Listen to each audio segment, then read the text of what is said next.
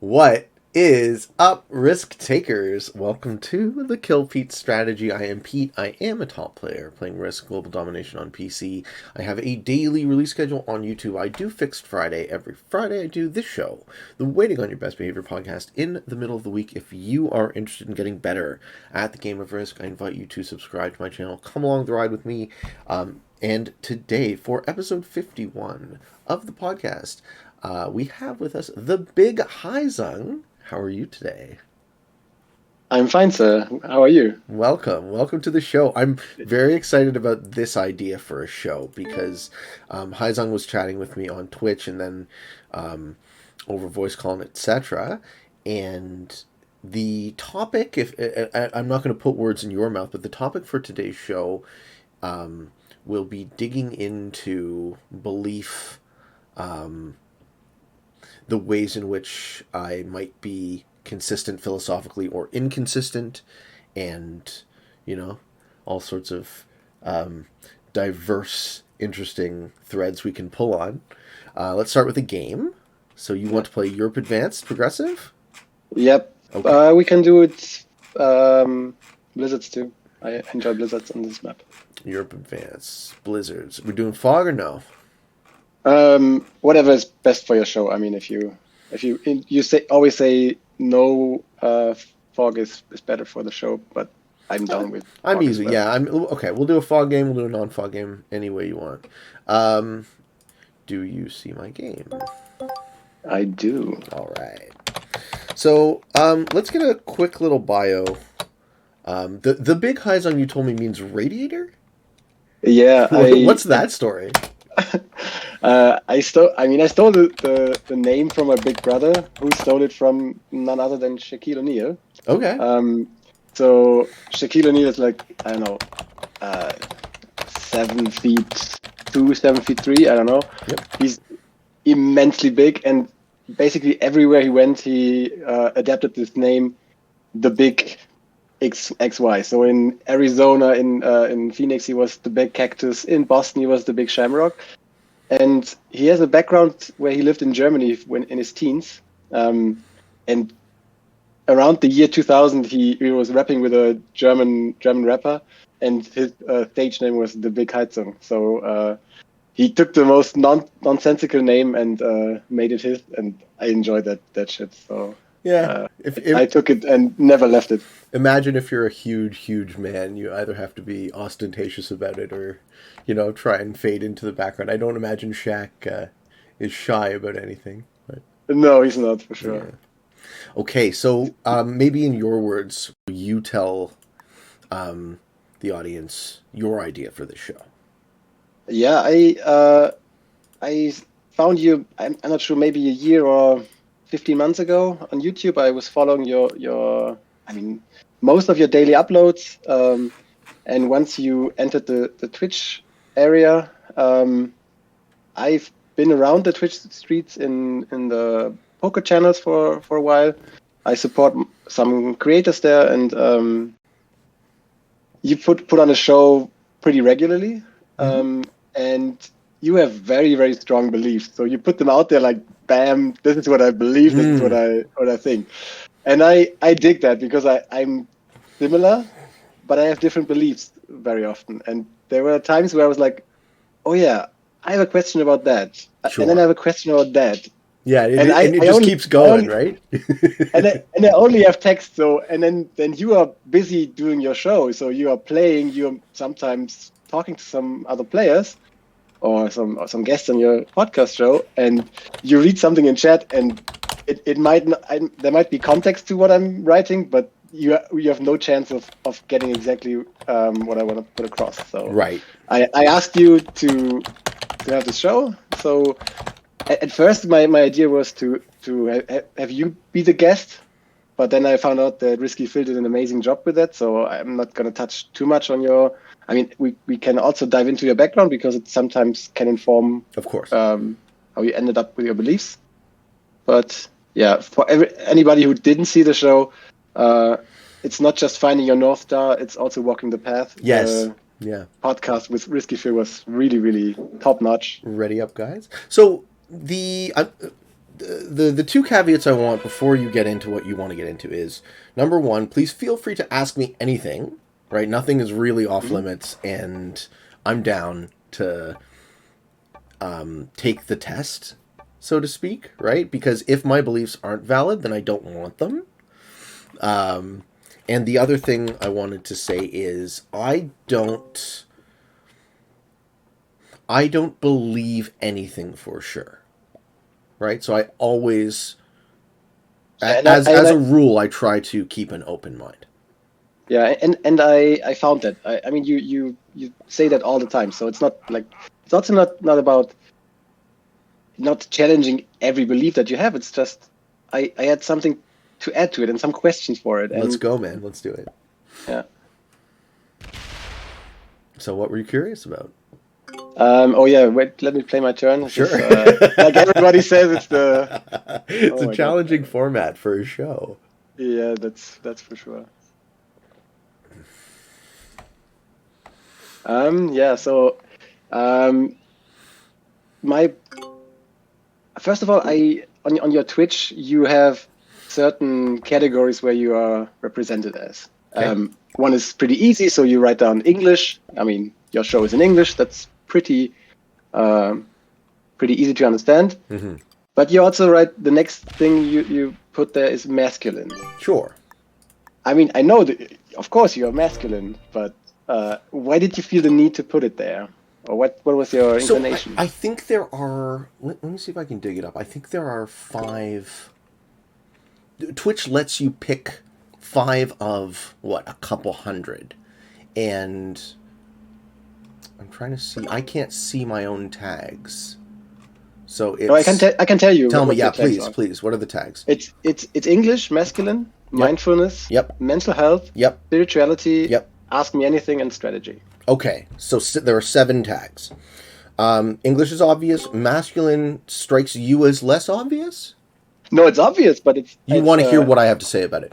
Exactly. The reason I choose masculine is because, despite the fact that it is obvious, I think of myself both as fairly polarized as far as masculine. I'm more of a dominant personality type. I'm more of a traditional definition of masculinity. And then the second part of that answer is, I don't think our culture has and by our culture I mean Western society and media in 2022. I don't think our culture has a healthy image for masculinity. I don't think we have healthy male role models really in media anymore, at least compared to when I was growing up. So what would you describe your role models? How? Yeah. As far as my personal role models, or as far as masculine? Yeah, personal role models, and also what did they have that is lacking today? Oh, okay.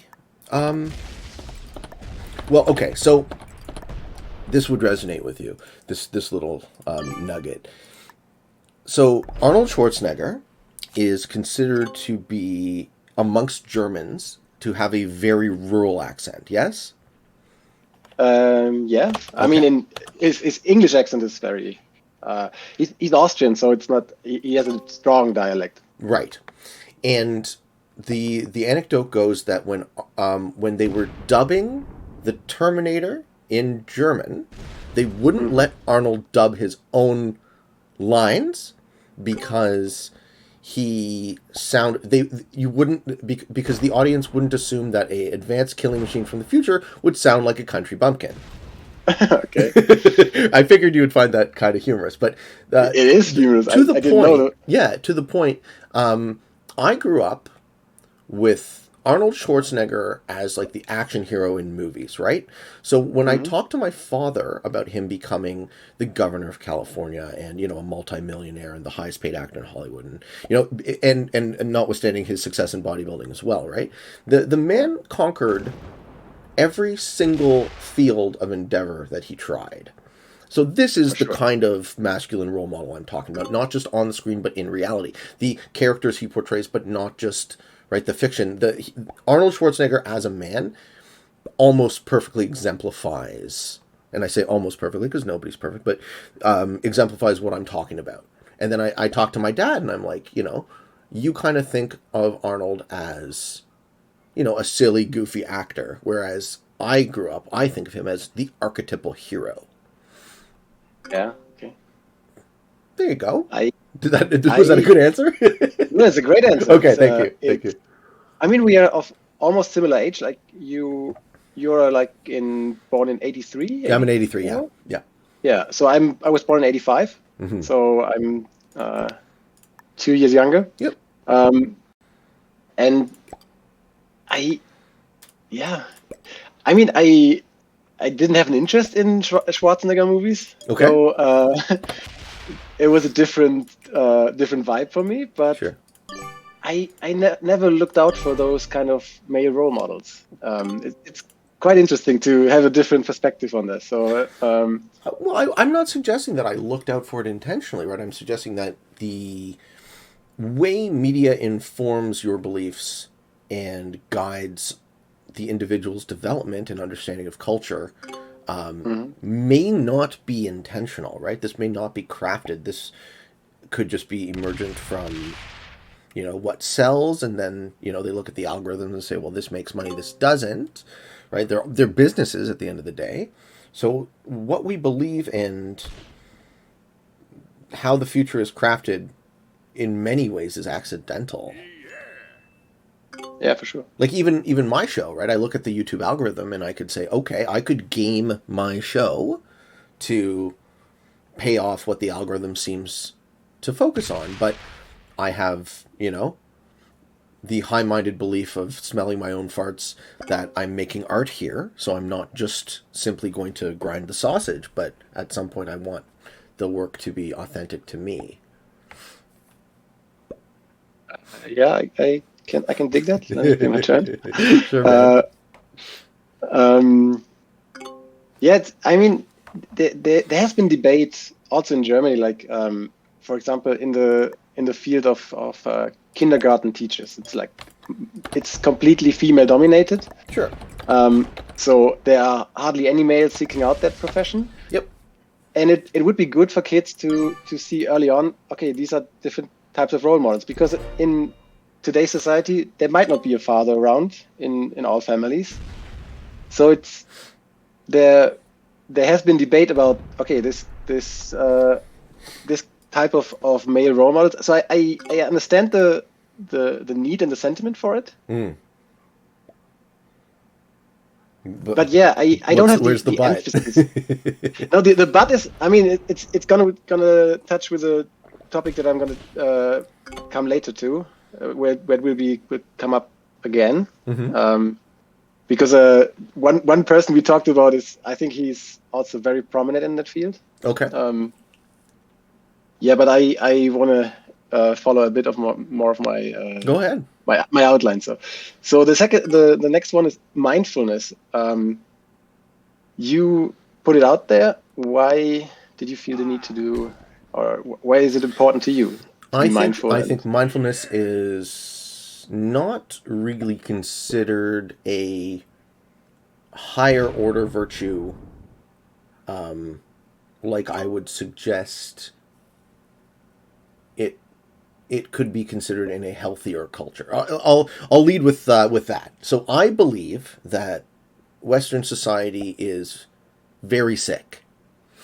That's how I picture it, right? I picture our culture as sick. I see a lot of illness, I see a lot of suffering, and I see a lot of needless suffering. And the Buddhist tradition, for example, tells you that life is suffering. And they would spend, how much time in meditation trying to come to grips with this fact of life. Mm-hmm. So mindfulness has been something that has been a tremendous benefit in my life. And I kind of, seeing as how I am building a platform, I see it as quite important to use the platform to educate and help Yeah. popularize things that have been a benefit to me. Two things that I'm immediately having to come to grips Sure. with. So you say the world is suffering, or life is. I mean, the quote from the Buddhist is, "Life is suffering." The first. But it's not just the Buddhist, right? It's. I mean, it's if you. I mean, I was born, or I was raised Christian, Catholic. Yep. I grew out of that faith, so I don't deal with it much more any longer. But I mean, Jesus died for our sins in their belief, right? It's it's a similar thing. Like the world is full of suffering, and yes, the Son of God.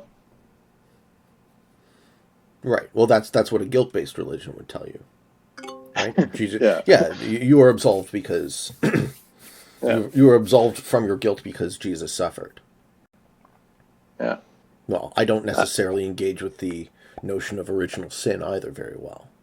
No, me neither. Yeah. But I would also, if you say mindfulness, this is, I mean, maybe this is maybe it's for sure a bias that I have. But I would immediately think with mindfulness, that would be like the modern man is mindful, like the archetypical male role model, the Arnold Schwarzenegger. Mm-hmm. I mean, it's not the first thing that people think about. Okay, he's like the mindful guy. Why not? I mean, maybe I'm saying maybe it's just my predisposition for it, but I would not think about it. Like you don't conflate the two, or you don't see the connection. Yeah. Okay, so I'm not talking about a man who,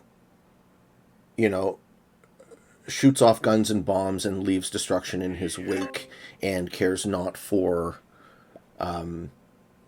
anybody other than his own benefit, and right, that's not the role model I'm talking about. In my understanding of what a healthy archetype for masculinity looks like, it is the wise king, right? Someone who understands how to govern and support and care for all of those under his charge. That's more how I see it. So in that way, the mindful element is it's essential, right? It's integrated into that archetype. Yeah, but it comes up in stories, like in religious or philosophical stories from the past. Yes. The mindfulness. I mean, I haven't lived in the 50s or in the 60s.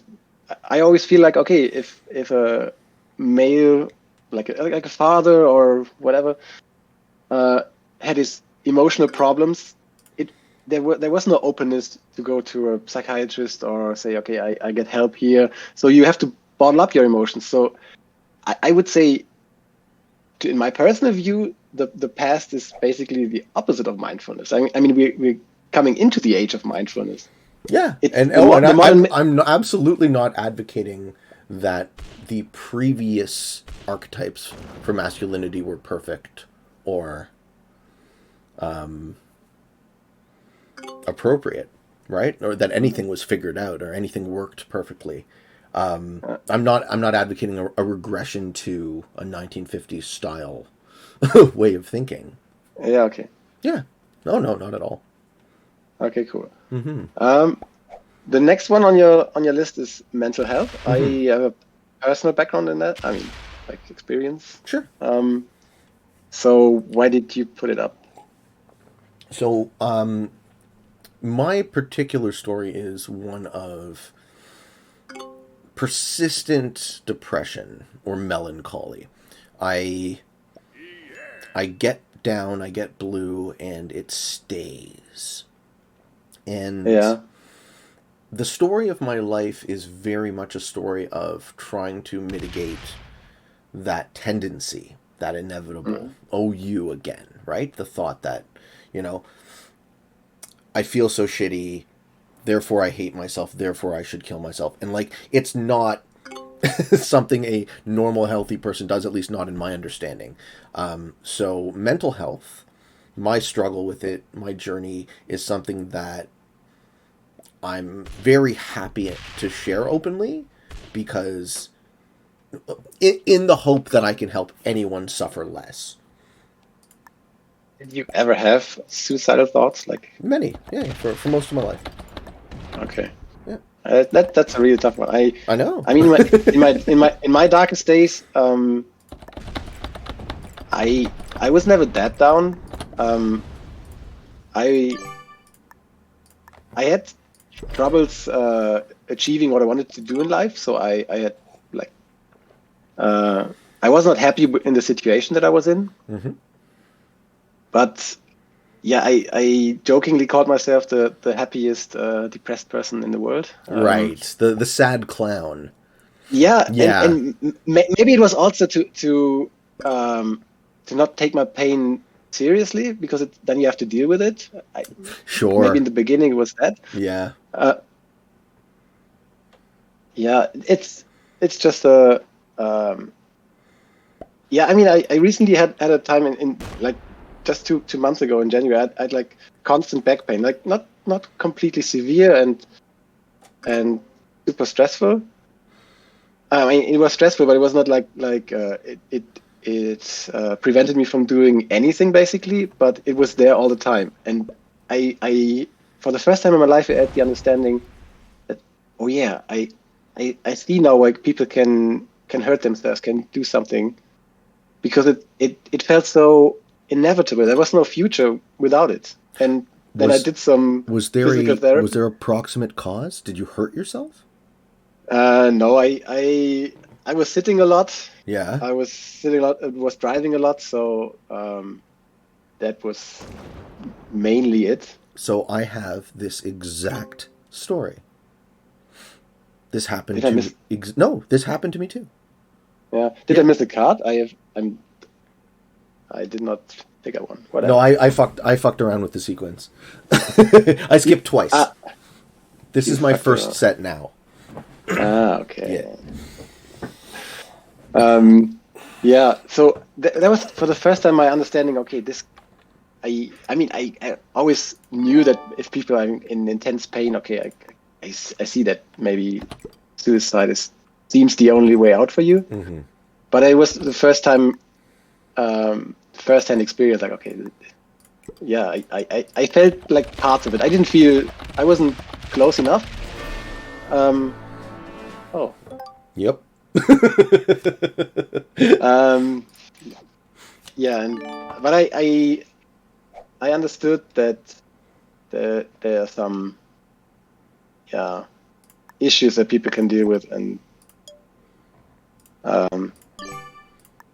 yeah. Okay, so that's the short answer for the mental health bit. It's like I feel very happy and open to talk to other people about their struggles with mental health, because I know a thing or two that works for me, and it's basically the same philosophy as a risk game, right? Like, I'm not sitting here with the audacity to tell you that I have the perfect strategy and I'm the best risk play in the world, but I have things that have been proven to work sometimes, and if those things work for you and are a benefit to you, then I'm very happy to give.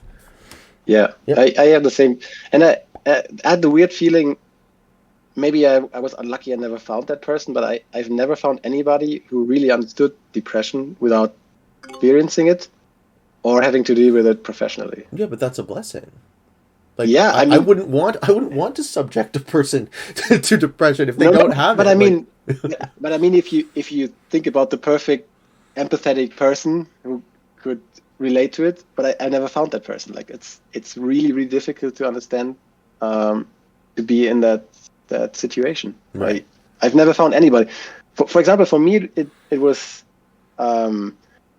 basically planning was no problem. I was planning a lot, so I was doing all these things that I could do this, I could do that, but going through with plans was extremely difficult. And I even said to my therapist and to others, like, it feels irrational, my behavior.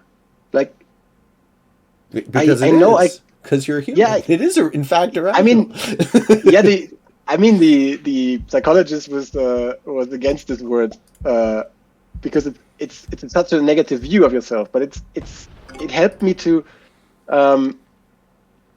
that helped me to understand that I couldn't make it understood to someone else because it's just so difficult. Okay, let's try this.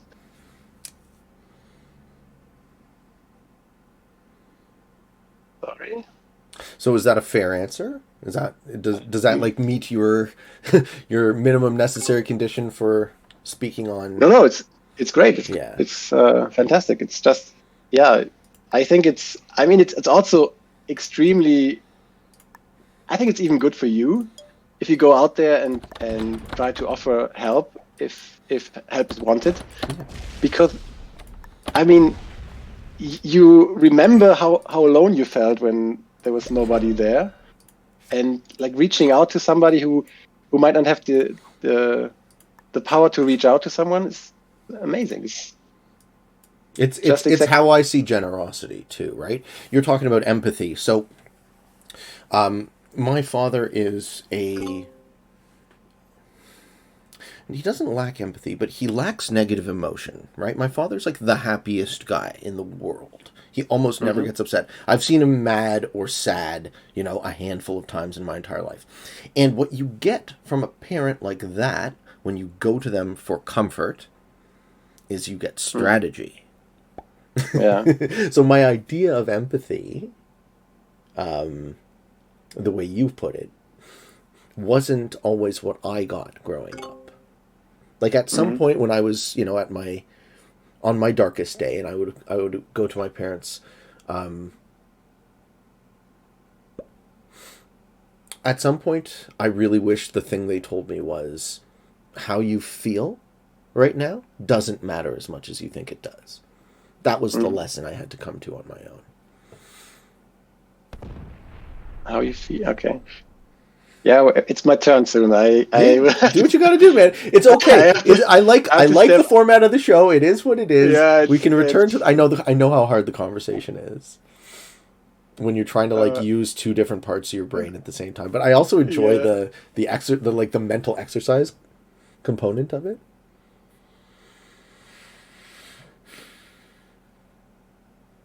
Okay, he wasn't there. Yeah, whatever. I tried to find somebody, but whatever. Oh, did you? Yeah. I don't have enough parts of the map down, so. Yeah, no, I think it's great, and yeah, my parents were, especially my mom. She wanted to, and I could appreciate that she wanted to help me. Mm-hmm. But she was also like trying to do the things for me. Like I had this metaphor, like the picture. I'm in a car. My life is a car, and I'm the driver. And I pack a lot of people in my car so that they can enjoy the ride with me, and they share the things that I experience. Oh, there he is. Mm-hmm. Dead. Yeah, I should have gone for it. Damn it. Yeah, I'm not sure if you could have gotten there. No, No. My attempt was helpful for yellow. Yeah, for Sully. So I invite a lot of people to join that ride with me, but it's very difficult in traffic to grab to the steering wheel from the passenger seat. Yeah. And I would say to my mom, don't do that. It's yeah, my steering wheel. I take the reins here, and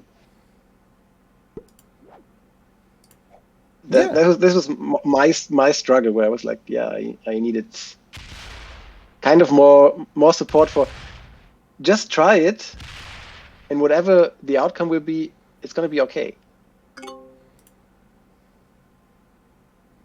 So this touches on something that I think might segue nicely into other topics that you were trying to touch on. But I have thought that if I was going to be a parent, one of the cardinal virtues I would teach my kids is skepticism. Right? You're talking about parenting as you're going to teach your kids to be self-sufficient, right? You don't want to hover. You don't want to be, I don't know what the right word is. The helicopter parent, they call it. Yeah. Yeah. But making up one's own mind, right? Figuring out what is true, what you believe, that's something that I had beaten into me as a kid, for better or worse. And I really value it now because I don't actually think we learned that. Again, I don't think we have a role model for that in culture either. I don't think skepticism is treated as the cardinal virtue that I see it as. Yeah, I'm not sure. I mean, I enjoy skepticism, and I in preparation for this talk, I watched a lot of YouTube videos about skepticism and other topics. Cool. That's about right. Okay. I totally agree that skepticism is a good thing. But I fear that, not I don't fear, but I think people should be skeptic about the. Sometimes I feel like people are skeptic about the. Just they cherry pick with what they're skeptic about. So like we have bias. Everybody has bias, of course. That I mean the acknowledgement of your own bias is pretty important, I would say. And yes. Okay, no, so go on with the thought. And yeah, for example, I mean it's an unpopular topic these days, but you're sweeping up already. Okay. It has to be done. Someone has to do something. Someone has to do. Wait, about me? Get the fuck out of here. What do you mean? You can't win on your own show, right? I mean, I guess you have to feed all right, you got yellow it. now. You got it. Whatever. I think Yellow believes he can kill me, so. Yeah, wait till he finds you 75. Yeah. Okay, so this is. Oh yeah, he does find it. I think this is very much what you wanted to get to, right? Yeah. So for example with Corona. Yeah. I think people are skeptic about. They say they're skeptic about the. Does he get it? No. He doesn't find me. It's so close. So close. That's a GG. Unless you have a set. Do you have a set? I don't have a set. I would punch it to you two-handed to Yellow, but I mean I will, but it's not gonna stop you. So that's an easy cleanup for you afterwards. So people, they say they are skeptic about it, but they just use it as an easy way to justify the bullshit that they believe, right? Oh, you're not even there. Okay. Yeah, they don't come with an open mind. They say, okay, this is what I believe, and this person, helps me feed this narrative. So yes. Yeah, so I'm going to use it. Exactly. Yeah. And I mean, people bemoan the end of or the post-truth era. Yeah. Oh yeah. Sorry. Good game. Sorry. GG. GG. But they just cherry pick what they like, and so they don't come up with spectacular ideas for it. Like, I mean, we have scientists who study that shit. I mean, why don't we follow what they have to say and not? I mean, it feels like, okay, it's up to you now. What is your personal preference to? Okay, so what I'm hearing from you is you're saying, all right, Pete, you were able to successfully find fault in the system, but what good is that unless you also offer solutions, right? Is that a fair characterization of what you're trying to say? I mean, not you personally. I mean, I had certain things where you like bitched about Corona, like where you said, okay, mask mandates are you were fed up with it. Oh, but I'm looking for what is the sensible what do you the skeptic answer to it? Like, what is the next best thing? Okay, so I tend to, from my perspective, I tend to take things to a deeper logical root than most. So I look at the COVID situation and I say, all right, we know X, Y, and Z about epidemiology and how viruses function, right? Mm-hmm. What is the most important thing you would need to do if you were actually my friend? Yeah, I missed the pocket. What is the most important thing you would need to do if you were actually interested to stop a virus from spreading around the world, right? And and a 10-year-old could tell you. Right? Stop flying planes around the world. For example. Okay, so we didn't do that. So because we didn't do that, all of the other bullshit associated with stopping the virus from spreading doesn't ring true to my ear. Yeah, it's quite interesting because I mean, I was at an impasse where I was like completely frustrated with the situation. Sure. But I came to different conclusions. And that's why I want to talk to you about this. Yeah. So what do you see? But I see the situation. Okay, I mean, early on I saw a video of a Swedish researcher who worked on Ebola, mm-hmm. and he said, what we learned from Ebola is you don't have to be right all the time. You have to be quick. Okay. Like the response has to be immediate and fast. Yep. Like you have to be there. You have to find the best solution. No, not the best solution. You don't go for the optimal solution. You go for a quick solution. Anything what you do is better than just waiting for it. And this was I think in May 2020 when I saw this, and I was like, oh, okay, we already fucked up like 3-4 months of this. Like, yeah, it was too late. Right? By the time that you understood that to be true, it was too late to do anything about it. Yeah, and I saw it. You posted something on the Discord about your Friday Magic game. If you were willing to share, happily. What's the next game? Yeah, we can do. Let's play. We can also play a German map because of the German names. Which one? Oh, you want to pronounce them properly for me? Like Lübeck or whatever. You want to do Lübeck? Sure. Yeah. Sorry, Lübeck is how you said it, right? Yeah. Okay. Yes. Let's see if we can get more folks here.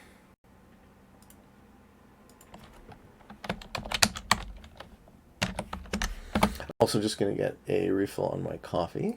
Because this enthusiasm doesn't create itself. So yeah, what was the segue though? You wanted to talk about COVID. All right, magic. Yeah. Such a fun topic, isn't it? I'll be right back. Yeah, I've enjoyed the topic for the last 2 years. So like everybody's fed up with it. At a certain point.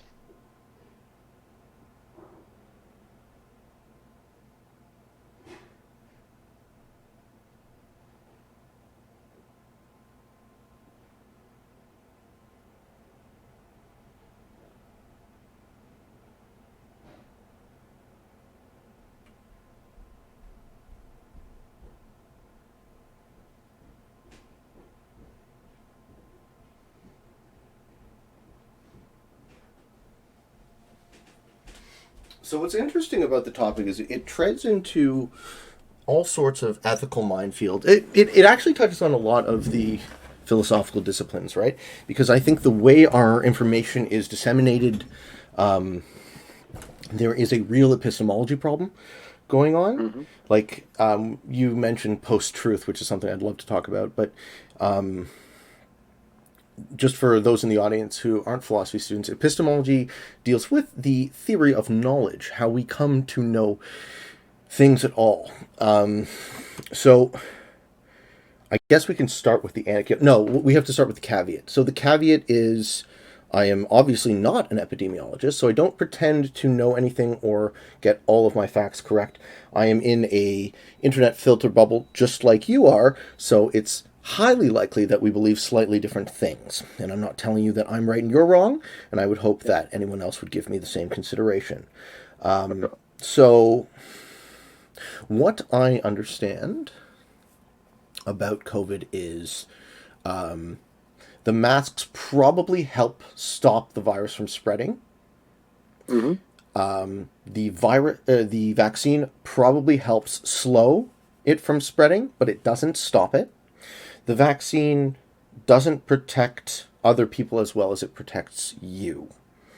So I have been vaccinated twice. I am going to get a third shot when I am told to do so.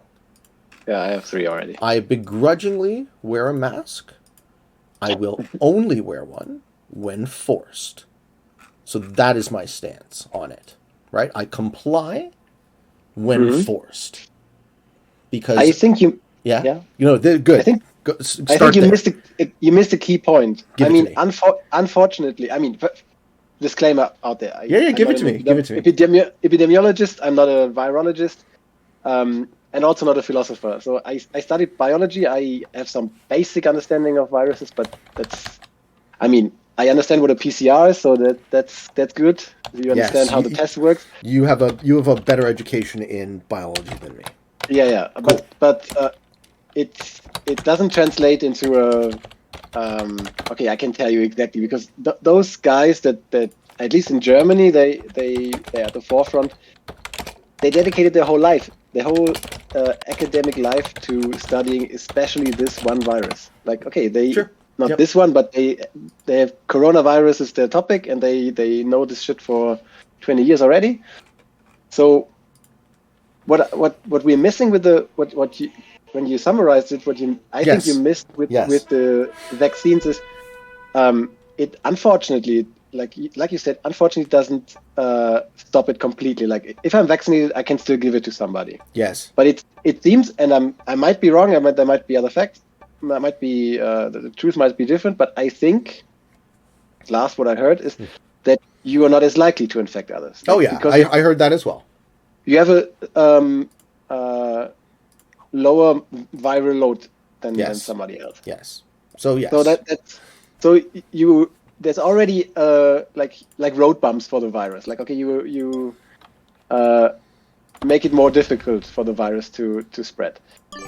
And then what's the most important thing is the virus, the vaccine, basically keeps you from having to go to the hospital. Yes. Like very effectively. Yes. So I don't know how the discussion works in Canada. In Germany, we always talk about the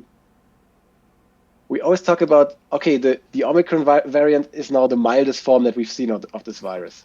But we're dealing in a situation where most of our people are vaccinated. Like it seems it still might be true, because the unvaccinated are also not having the same symptoms as before. They're not as likely to be I see what you're saying. Yeah, we don't have we might not have a representative sample of its true virulence. Yeah, and we don't celebrate what we have. Like this is one of the greatest achievements that we had this. That human beings were able to invent and distribute a solution to this problem so fast is indeed a monumental technical achievement. Absolutely. Yes, agreed. Yep. What I was expecting to see, given that we invented a solution, what I was expecting to see was more carrot, less stick, right? My life returning to normal, which it didn't. We all hope for that, but yes. I didn't use the word hoped. I used expected. Okay, I expected it too. I have to admit. Right. But it's a shifting landscape. So it's different now. Sure. And I can accept that it doesn't work like it was promised or like we hoped. Yeah, and that's fine. So You know the term in economics, non-priced in externality? No. Okay. Sorry. The environment in our economy is a non-priced in externality. So when you pollute as a business to make profit, Oh yeah. you're not necessarily paying, right, for the damage you do to future generations and the At least environment, yet, yeah. etc. Okay. So the non-priced in externality in this equation, as I see it, is Ontario lifted its mask mandate on Monday. Okay, so tomorrow will be 1 week since I have not been forced to wear a mask for almost 2 years in public, in indoor spaces. Yeah. The restaurants and small businesses that were mandated to be closed for the better part of the last 2 years, right, doing how much damage to not only the businesses themselves, but the people who work in them. Absolutely. We know unemployment is correlated with depression. We know depression is correlated with suicide. And we don't price in those suicides as COVID deaths. Yeah. So that was part of what I saw as kind of not totally making sense. I totally agree. Right. But I mean, from some comments that you put out there on Twitch, it felt like you're not fed up, but you were disappointed. I'm beyond fed up. I'm beyond disappointed. With politics, with the politicians that do this. Well, I mean, so that's an entirely different topic.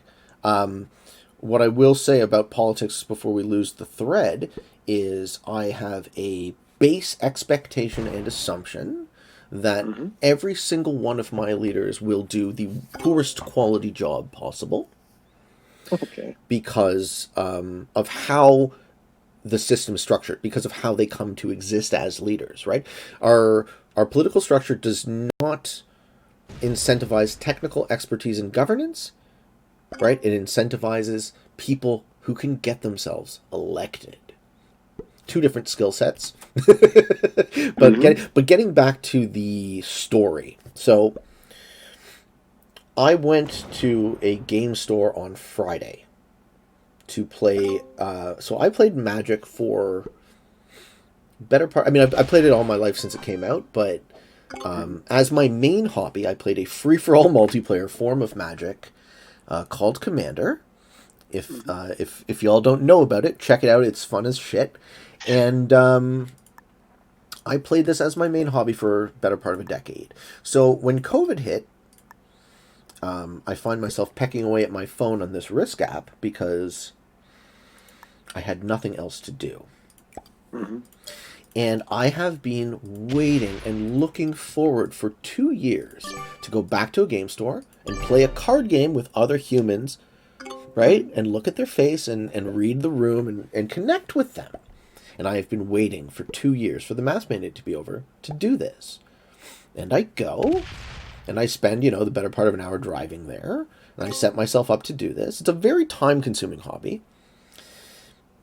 And at some point, in the first game, the store employee says, please put a mask on when we're sitting at the table. And, there are all manner of things one can do in that situation. I could be an asshole and make a scene. I could comply, or I could refuse. So I refused, and I guess it's not time yet. I don't get to play the game at least the way I used to be able to, and want to. So that makes me sad.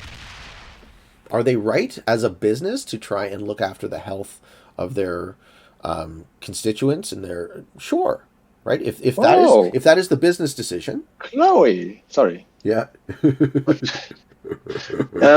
But you I think you missed you give it to me. Posted on Discord that you left the store, right? Yes, so you I refused to comply. Yes, I left. I didn't say, I refuse to comply for XYZ reasons. I just said, okay. I packed up my things and I left. Because I'm not here to sell my bullshit to anyone else. If that is the decision that the owner of the store made, given the political climate, in Ontario. Another thing people may or may not know about Canada. So we have fully socialized healthcare. So our ICU numbers that are being inflated by non-vaccinated COVID patients, I'm paying for that, right? Me, as a vaccinated person, is paying for those who chose to ignore some of medical science but want to avail themselves of the other part, right? That's coming out of my pocket. And long story short, the province of Ontario did a bunch of half measures, right? We kind of tried to stop COVID from spreading, to keep the, right, whatever flatten the curve means, to keep our ICU numbers low while people could be vaccinated. But now that the vast majority of people are vaccinated, I think the damage being done to our social fabric via not being able to connect with other people in public, via the damage to the economy, the mental health issues, I think it's not commensurate anymore. It makes no sense. And it probably hasn't been for a lot of the time, but we were doing this out of an abundance of caution. So I see it as COVID has cost me 2 years of my life. And I know a lot of younger people don't see it as that at all. A lot of younger people are like, at least folks I'm talking to on Discord, like, yeah, it was great to spend 2 years in my room playing video games. I like that. Yeah, but I heard a great interview on German radio in January. Yeah. And because of the rising waves of Omicron, they feared that once again German hospitals would be at full capacity or overrun. Yep. And they use the word, I mean, I think it's the same in English, like triage, like it's a French word. Yes. And people are very fearful of that word. Like, okay, this is like the breakdown of medicine. Like, I'm not sure how accurate it is, but in the beginning we saw that in New York, New York City, where they basically the hospitals were completely overrun. Like, I mean, we saw in Germany, we got pictures of pooling trucks where they had to store the bodies of the dead, and they had basically no ways of dealing with the corona situation. Sure. And people are very fearful that something similar could happen in Germany. And the interview guest was a director for 3 clinics in southern Germany, and he said the word itself is a bit problematic and not quite correct. He said what we fear will happen is that we have a suboptimal care for people. Like, okay, we have the situation that we have too many patients that need a respirator, and we can put then we have to decide which person gets the respirator. The other one will. So he explained the word triage for the viewers. Yes. Yeah. That it's a terminus from wartime and from catastrophe. So you basically where you give up hope, give up your patience, and you just you negate pain and you deal with the pain. You give them morphium or whatever, and then they just pass away. That's basically what he described. Yeah. And he said it's not going to be the case in Germany, and probably not anywhere else. It's just going to be suboptimal care. And the problem that arose with suboptimal care is like already an ethical one, and he had it pretty easily down, or he was asked, what in a situation you have an 80-year-old who got vaccinated twice or 3 times or whatever, and he followed everything to the T, all the recommendations, and then you have a, let's say, 50-year-old or 45-year-old father of 2 who's unvaccinated, never wanted that, didn't wear mask or whatever. They both lie in the hospital bed, and you have to decide who gets the respirator, who gets the suboptimal care. They still get medicine. They have some things that they can. So they it's not that they have no chance, but they have not the optimal chance to survive in that case. And the ethics behind that, what you're going to do, are not trivial. Yes, I would say. and they're not easy or simple. They're extremely multivariant. Yeah, no, for sure. The way I approach some of that question is, if you are the decision maker and you steal the potential of your young people from living a full actualized life in order to give folks in their 80s a couple more years, it's a very, very difficult thing to justify at a certain point. And that was exactly what the interviewer said. He said that of course it's going to go to the person who's 50 and father of two, despite it's irrelevant what you might think about the situation that they it seems could have done ethically consistent. Yeah, but it enrages people. Like, okay, how can we end up in a situation like this? Because we have the hubris to think that humanity has conquered infectious disease. What? This is the second generation in all of human history that was able to live without that fear of death from infectious. It's absurd. Like, the story of COVID seems to me to be a story of human hubris, really. Right? We thought we had it all figured out. Well, no, the situation in Ontario is a series of failures through half measures, right? I have a close personal friend who is militantly unvaccinated. Okay, I say to him, how do you justify if you got COVID and put yourself in the ICU, right? How do you justify me spending my money to save your life? Right? You can't take some of medical science and not all. It's not just about the money. It's like, if you end up in the situation, you might even, who knows who gets the resprespirator? Like, it's even more than just the money. It can go way life deeper. And death. Yeah. Well, okay. Yeah. So does that meet your expectation of what you thought I was going to think about this? No, I thought it was quite interesting. It's pretty consistent what you're telling, but okay. I thought it was interesting.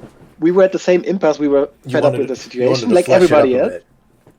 No, I was frustrated at the people who lived in their own post-truth world.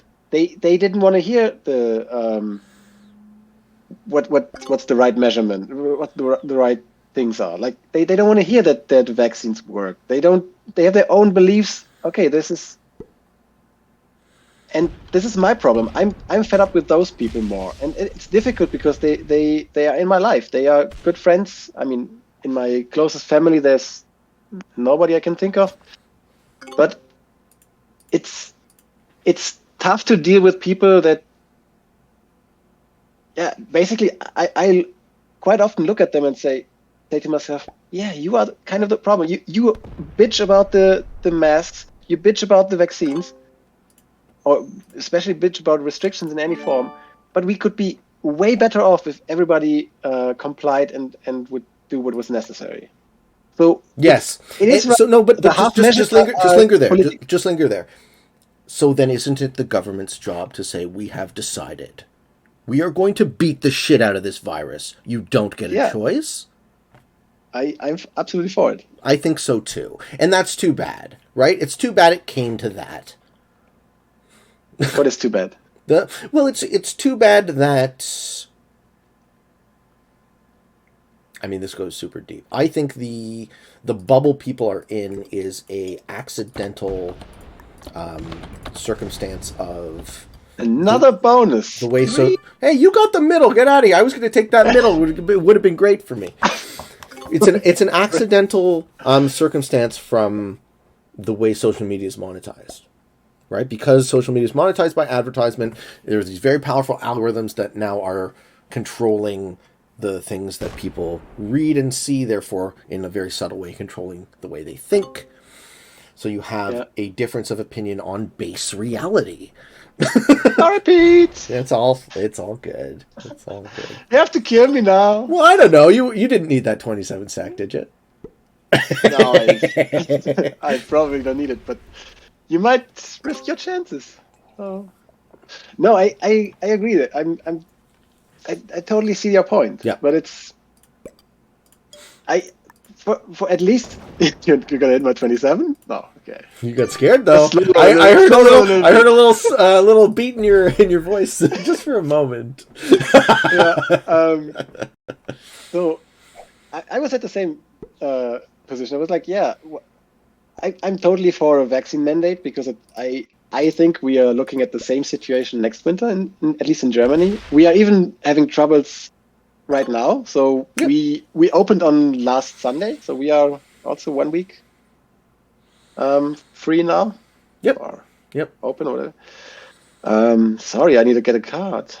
Oh yeah, eh? This is how it's so gonna convenient be. at your place. We're gonna play this game. Yeah, so that's okay. that's the I don't need the conclusion. bonus. You always say you don't need the bonuses in progressive, so just chill. I'm chilling. Yeah. Do I appear to be unchill as we're having a very calm conversation? No, about I'm fucking dying COVID? now, Oh, yeah. you're gonna die. Good game. Let me throw a good game before it's too late. Yeah. No, you're very chill about it. All right, so 27. So did that? It sounds like you and I think more alike maybe than you were expecting. No. I had the feeling that we, at certain points we. But your frustration is unloads in a different area, I would say. You say, okay, the system is or not the system, but the political political class that governs us is Yes. they do a terrible job. Yes, I am being underserved by my leaders. Yeah, but haven't we Yes. So haven't it been the time forever? Like, I mean, when was a time when we had great leaders? I mean, not we, but our ancestors. What were great leaders? So this actually links back to the conversation about truth. I learned when I was 12 about our political system in Canada, and I was told that I was free. And then it turned out that the thing that I was free to do was to choose between 2 or maybe 3 options that don't matter. So that's not freedom to me. That's a lie. I'm not free to choose. Right? My vote doesn't matter. I can vote for a person who doesn't represent me and can't. Or I can vote for a different person who can't. Yeah. Yeah. I'm not. But I'm not entirely. You fail to see why that bothers me? No, you don't actually agree. If that were the case, it would bother me too. But okay. So what am I missing? I mean, how do you feel or how? What did you say exactly? That it doesn't matter what you. My vote what you is elect. meaningless. I choose between 2 options that don't matter. If I pick the blue team or the red team, the same thing happens. Yeah, then we can dive into the topic that I also had there. Like, Good. We basically talked about it beforehand, and you told me that this is one of your troubles with the political. It's my hill to die on as far as conversations about politics. I will say it on the show. I don't believe that there is any political issue of relevance to talk about, except for electoral reform. If you want to talk about the environment, or you want to talk about social justice, or you want to talk, right? None of it will change until we can figure out how we can improve the way we are governed structurally. Yeah, and we have we both of us, we live in it's both democratic systems, but we live in a very different electoral system. Like, I mean, you have a lot of Canadian viewers, but you might also have a lot of non-Canadians. Can you please sum up how the Canadian system of electoral? So our system is almost a direct mirror image of how it works in the UK, because we are a parliamentary democracy. The Queen of England is still our head of state, right? God save the Queen. Yeah, right? Our head of state. And then the Queen appoints a governor general on the federal level and a lieutenant governor on the provincial level who gives royal assent to legislation. So things don't become law until the Queen's representative signs the document. Welcome to the Middle Ages in 2022. Yeah. So that's one thing. But the real beef I have is, I think, the form of representational. Oh, and I should finish the story.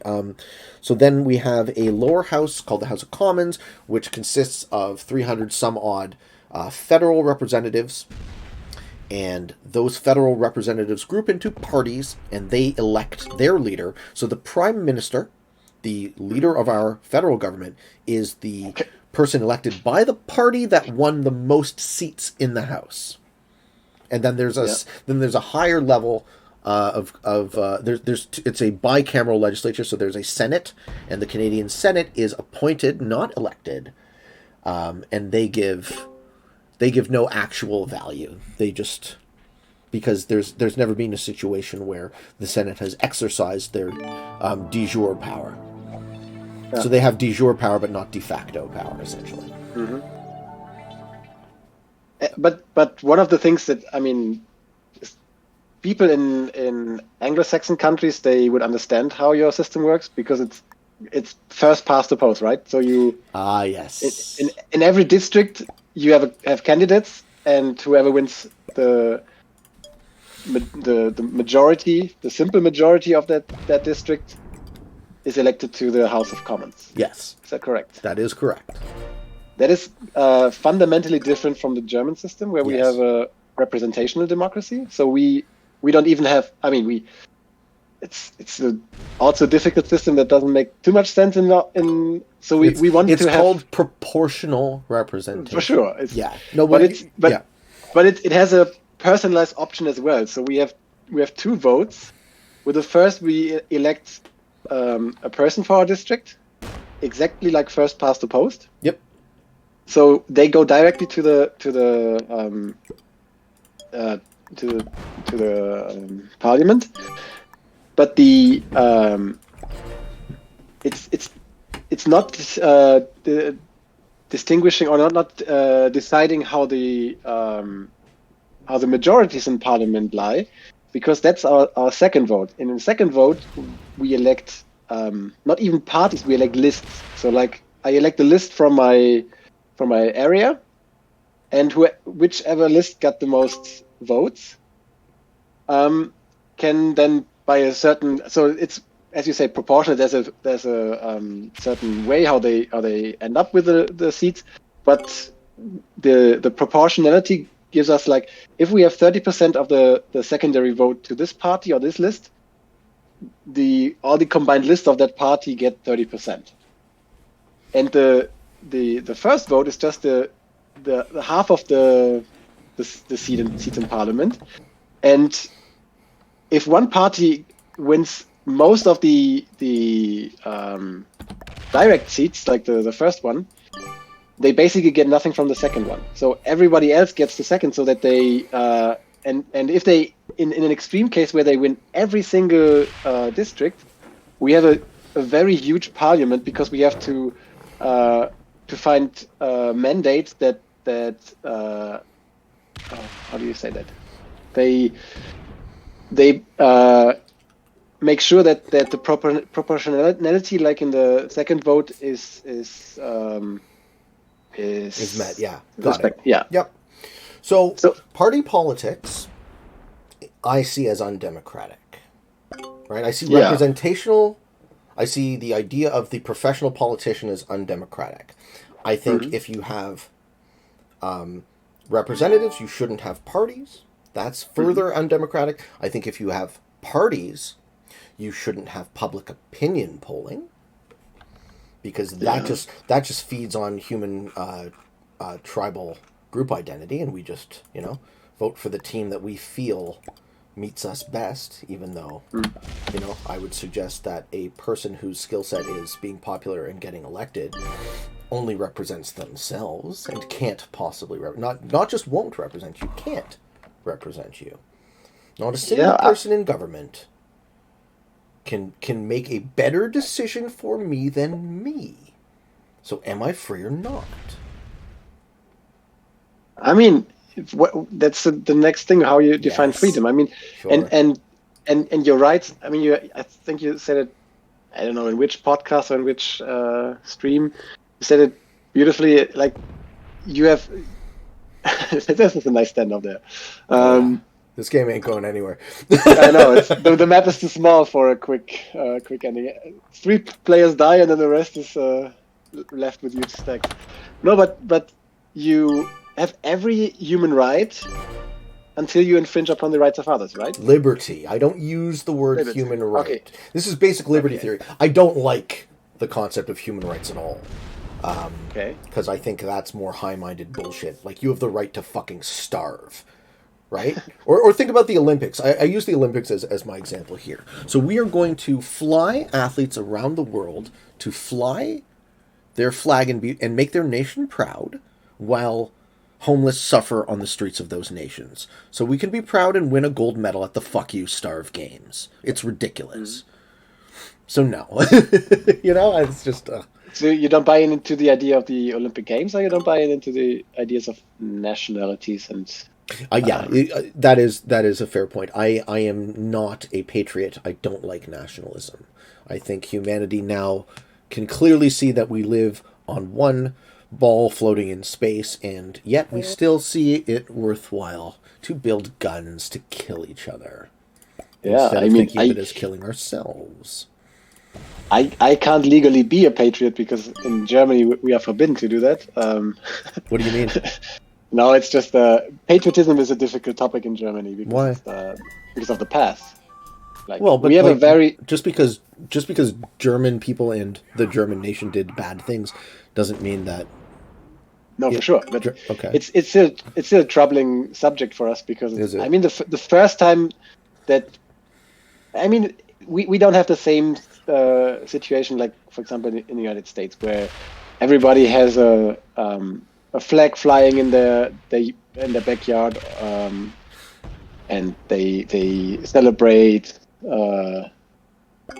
I don't know, Independence Day and all these things. They have all these national holidays and they proudly show their flag. We don't have that. The first time we really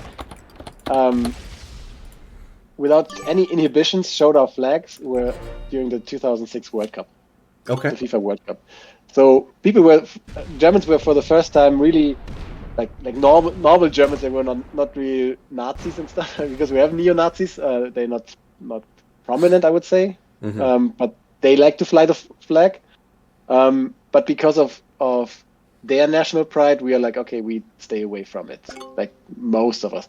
And we get them out for sports events. So for the Euros, for the FIFA World Cup, we fly the German flag. But apart from that, a lot of us have troubles with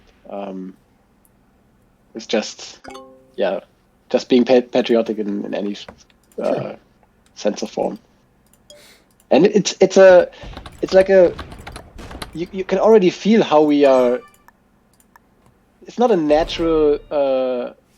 I mean, you said you're not a patriot. I'm not sure if I were one. I sometimes say that I never grew up with any Nazi ideas in my family, but I've been to football stadiums and I enjoyed flags and I enjoyed chanting and I enjoyed all these different things that you do in a group. Yeah, of course you enjoyed it because you're programmed to enjoy it. Humans have in-group preference. Exactly. By it. Yeah. And we're apes. We're tribal apes. Like, of course you enjoyed it. Yeah. And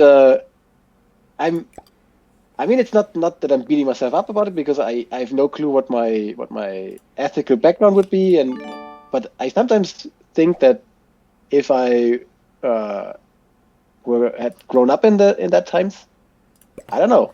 I mean, they used pretty from second I thought you were ending the game. Yeah. Yeah, I was about to. I was very close. It's pointless, right? I'll let them fucking suicide, but there's a no-win game.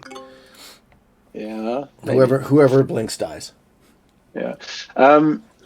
So we are not uninhibited. That's what I'm saying. We Germans have troubles with just being patriotic about anything. Yeah, and for good reason. Yeah, for sure. Mm-hmm. But yeah, the thing is, you say about democratic reform in Canada. So first of all, I would say, okay, I already think that the first past the post system is shit. Sure. Like, you have no way of coming up with any representative form of what your sovereign wanted. So they go to the election polling stations, and they hand out their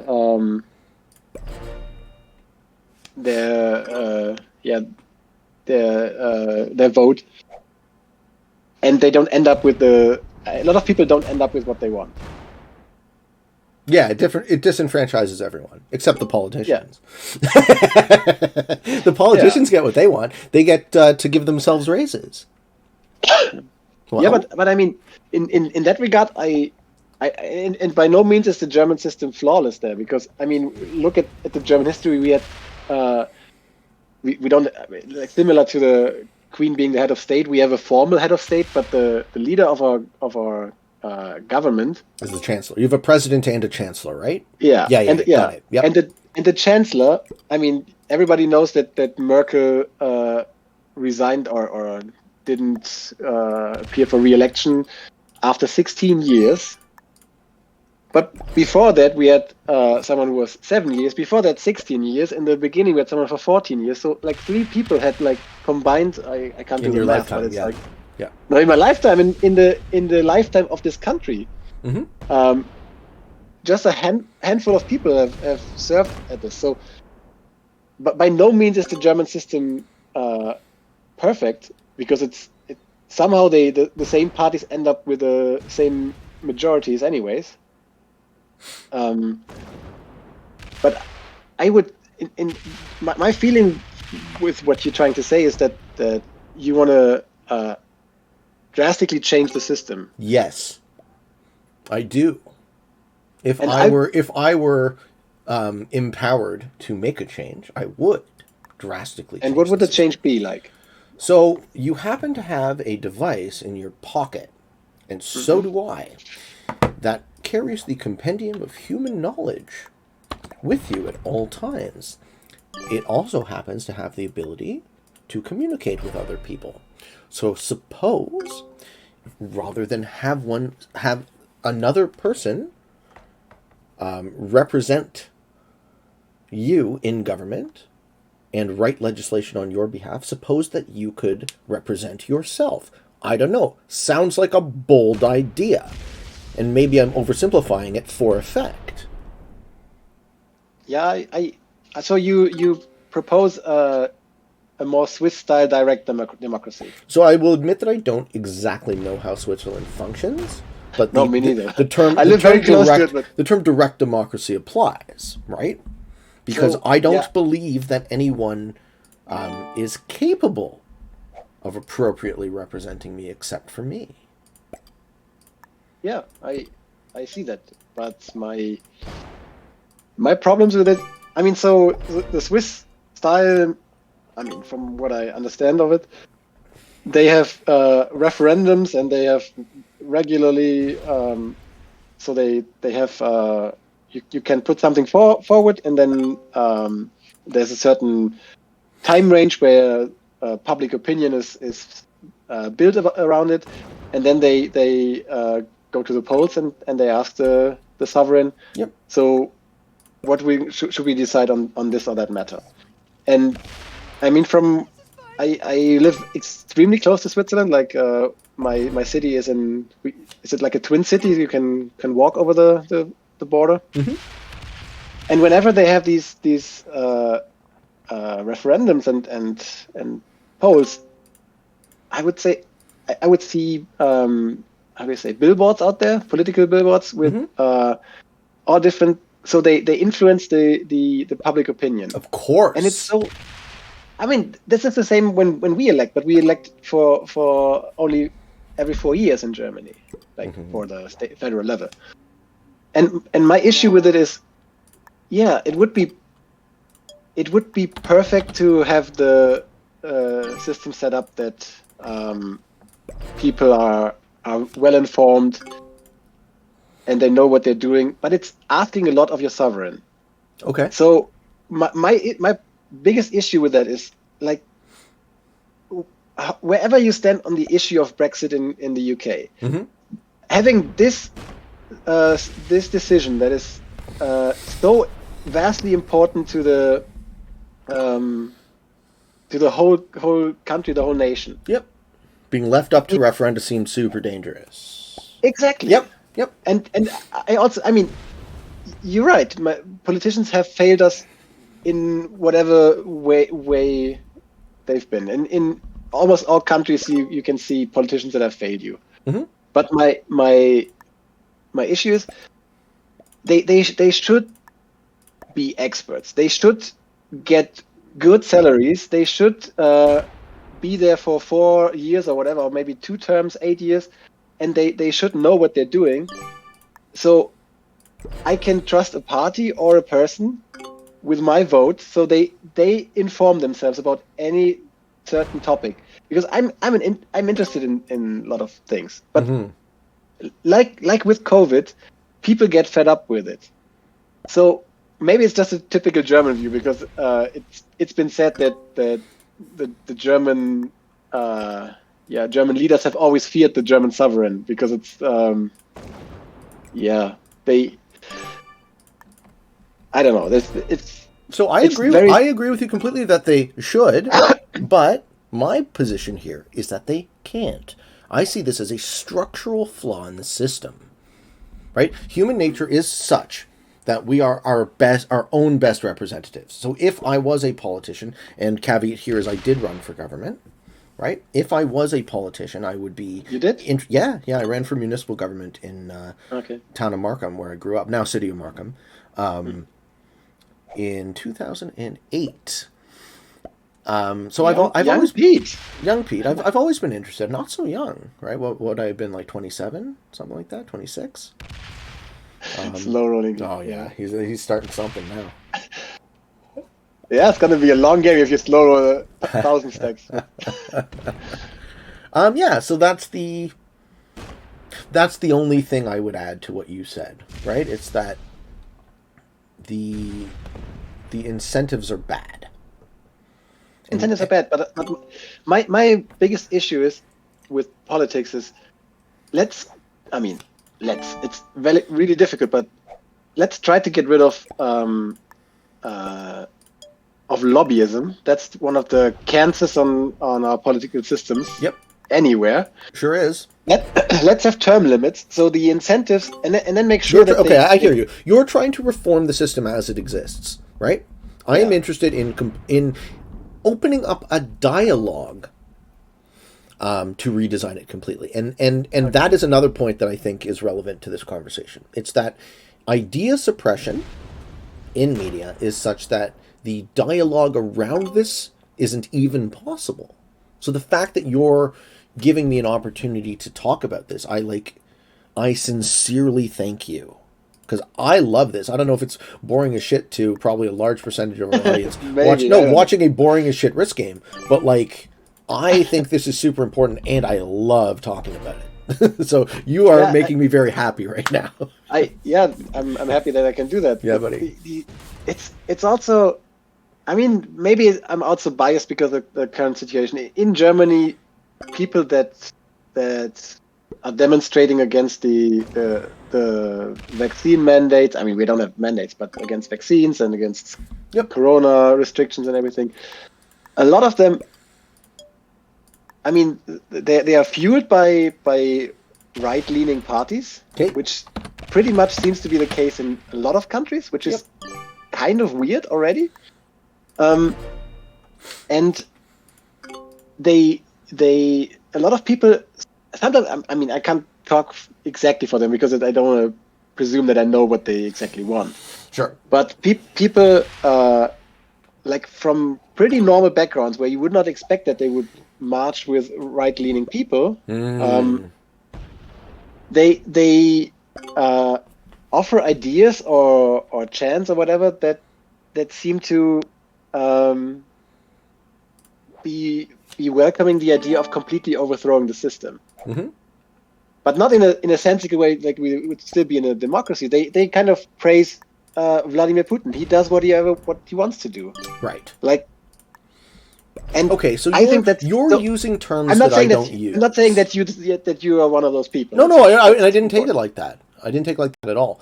I identify politically as ambivalent. So to define the term, do you know the word ambivalent? Yeah. Okay. So to define the term for the audience, ambivalence is not neither. Ambivalence is both. So I am ambivalent, right? I am of two minds about the political spectrum. Suicide into him, Pete. Come on, do it. No, because this is actually a great game for me to talk to you, right? Because I can. This takes zero mental effort. Yeah. Okay. Right. I can actually have a conversation about difficult shit. So I am ambivalent politically, which means I am both very conservative and very liberal about different things simultaneously. So I've always looked at the political spectrum as a false dichotomy where it's that tribalism again, right? We are grouped into you are right or you are left. You must self-identify as such. And I don't buy that. I think that is a great way to control how people think and to keep on keeping on, keep the status quo what it is. Yeah. And that's quite funny. That's quite funny. Because? It's something that I wanted to bring up later, and I sure don't want to dive into it now. But we'll get to it. That I first came to talk to you was, as you know, it was Jordan Peterson. Like, you brought it up, yeah? Or I brought it up. Yeah, you brought it came up in chat or and you said something about it, and I said, oh my God, this guy. And I think he's, I mean, it's really difficult to summarize his political views and everything because it's he's out there a lot. Like, I mean, for those who don't know, Jordan Peterson, he's a Canadian clinical psychologist. Mm-hmm. He came to fame outside of his field in 2016 when I looked it up, legislation C16. Yep. Bill C16. Yep. Hate speech in Ontario, or hate speech in federal, right? C16 is a. Yeah, exactly. It was about it's a human rights act against discrimination, basically, like talking about that. Correct. And he was rebelling against that he as a professor at his university had to use pronouns for people that chose their own pronouns. Incorrect. No? He was rebelling against being forced to. Yeah, that's what I'm saying. Okay. Yeah, but no, it is the salient difference. Yeah, it was a mischaracterization. Yeah. Sorry, he was the thing he was rebelling against was not being asked to use another person's preferred pronoun. Mm-hmm. The thing he was rebelling against was this is a mandate. Well, so it's a significance in terms of British common law history, right? The term compelled speech. There is no other, and we all know if you know British common law, precedence is what matters, right? So there is no precedent until this about the government saying you must use these words. So it is a free speech question, not a social justice. Yeah, exactly. Question. And then I have to bring up my background as a German is completely different. We have free speech, but due to our past, we limit free speech. Sure. So we already. Excuse me. What did you say? I said sure, absolutely. Yeah. So we always had a problem with completely free speech because we've seen like where propaganda can lead us. So we have a our field of free speech is already much narrower than for example, in the United States or in Canada, for that matter. Yep. So we have a different background in that already. But what I found, I mean, maybe it's the sources that I found, and it's not correctly characterizing him, but nowhere in that C-16 legislation, in that bill, is the word pronoun.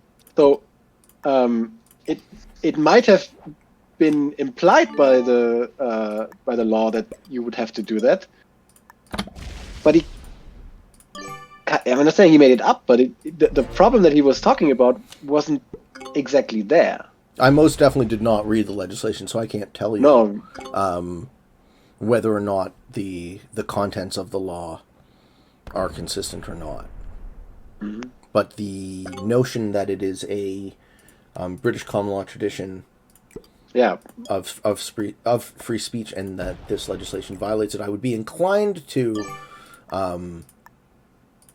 take what Jordan Peterson says as fact, given that I consider him to be, significantly more intelligent than me, and his work has had a tremendous benefit to my life. He's extremely well worded. I give him that, and he's for sure he's intelligent, super intelligent. Mm-hmm. He's extremely good with words. There's so many things about him where he can. But you think he's using it to give himself some kind of personal advantage? I would say he's deliberately. He's unclear. What a better word would be? He's not exactly telling you what he's out to be.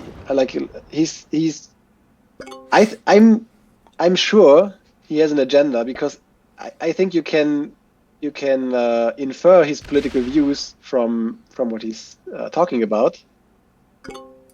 Yeah, it seems like he's quite conservative. Exactly, but he whenever people say, okay, you're superhero for the alt-right, for example, and he says, no, I never want to be there. It's like, he's vague. Let's say that he's very, very vague, and and you can never. My issue with him, I mean, I'm for sure not as intelligent as Jordan Peterson, but since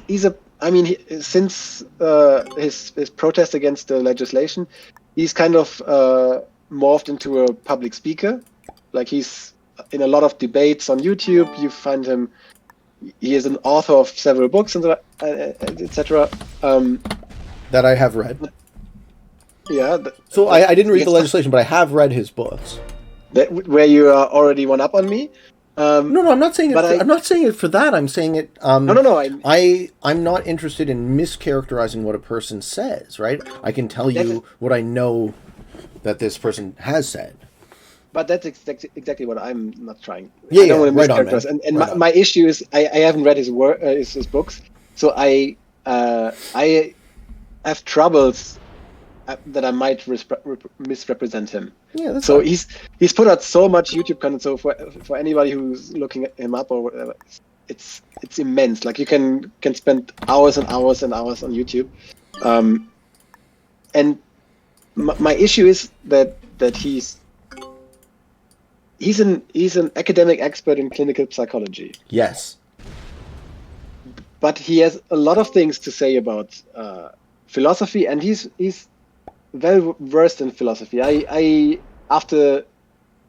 Basically as a preparation for this, and because you inspired me to look him up and to look into his philosophy, I learned something about postmodernism and so on, and modernism. I'm basically a starter in that, so there's no way I can characterize these difficult philosophical views as could have any chance of subsumizing them. But it's what I already found is, like, he's very, like probably most of us, but he's cherry picking a lot with, okay, this philosopher is great, and he's behind the truth, or he's looking for the truth because he's that. And you can see that, oh yeah, because you can argue with that. Okay, it's not gonna end the game.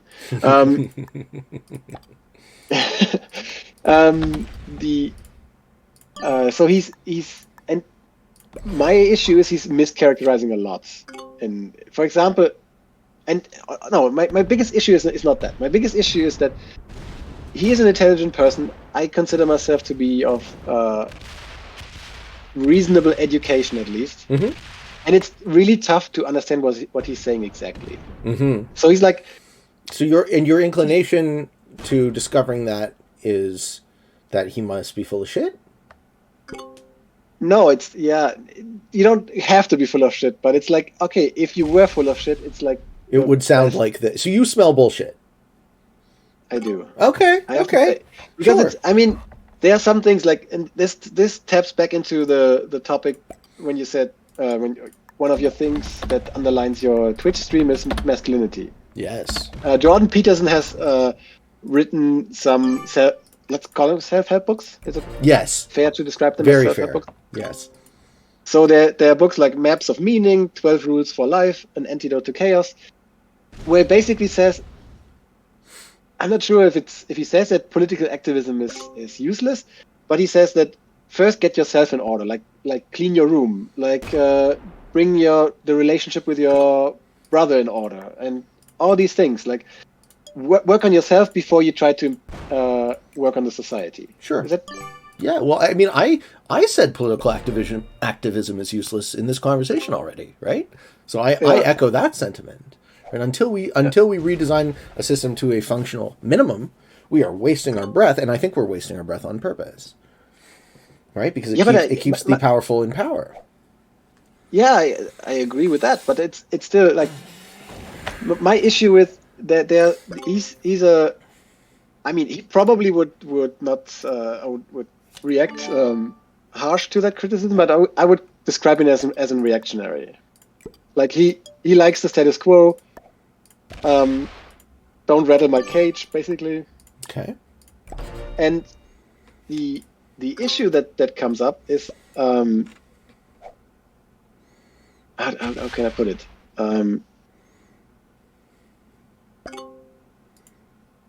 Sorry, I lost my focus here.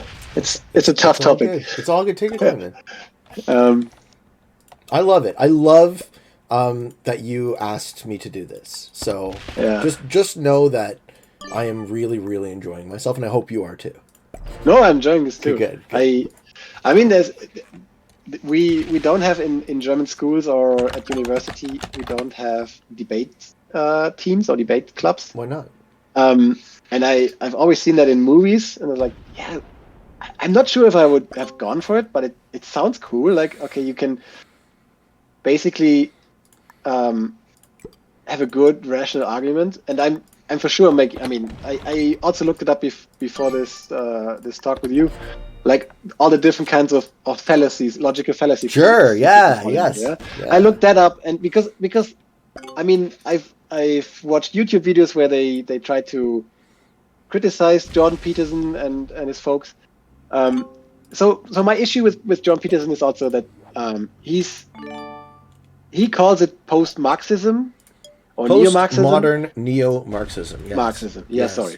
Yeah. No. Well, that's the term. When you define yourself as part of a group, so like a radical feminist, mm-hmm. like this is like the typical thing that he has issues with. Radical feminist defines herself purely on being a woman and standing up for female rights. Okay. A transgender person just defines themselves. That's his view. I would maybe he would. Oh, not maybe. For sure, he would argue with my description of it. But my issue is he doesn't. I'm not sure if he doesn't acknowledge that those people have been disenfranchised in our current system, or doesn't come up with good ideas for what they could do. So I can share with you. This is a great Jordan Peterson tidbit, and I would love to hear what you think about it. Okay, so this is. Mm-hmm. This is something that he said about the notion of the patriarchy. Yeah. So, can you define the patriarchy? What does that mean? Because you're talking about women being disenfranchised over history. So let's put a fine point on it. What do you think I mean when I say the patriarchy? I think the roots of, my personal view, I think the roots of society have been basically made by men most of the time. Okay. So we have a system where men benefit from, and women have faced challenges that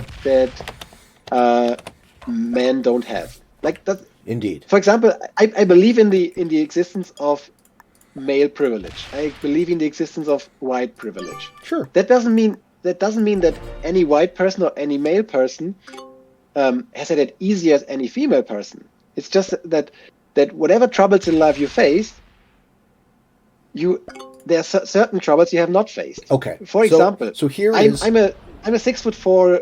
I don't know how many pounds, but I am 6'4", pretty big guy. Okay. If I walk, man. If I walk the streets at night, mm-hmm. I am fearful of getting robbed. Yes. But I'm not fearful of being raped. Yes. For example, for that matter. Yes. So this is great. This is exactly what I'm so curious to see how you take this. So Peterson says something like this. He says, take a look at human history. Imagine the situation for a woman 150, 200, 300 years ago, okay? This woman is physically smaller. She is potentially at risk of safety, as you're describing, walking down the street at night.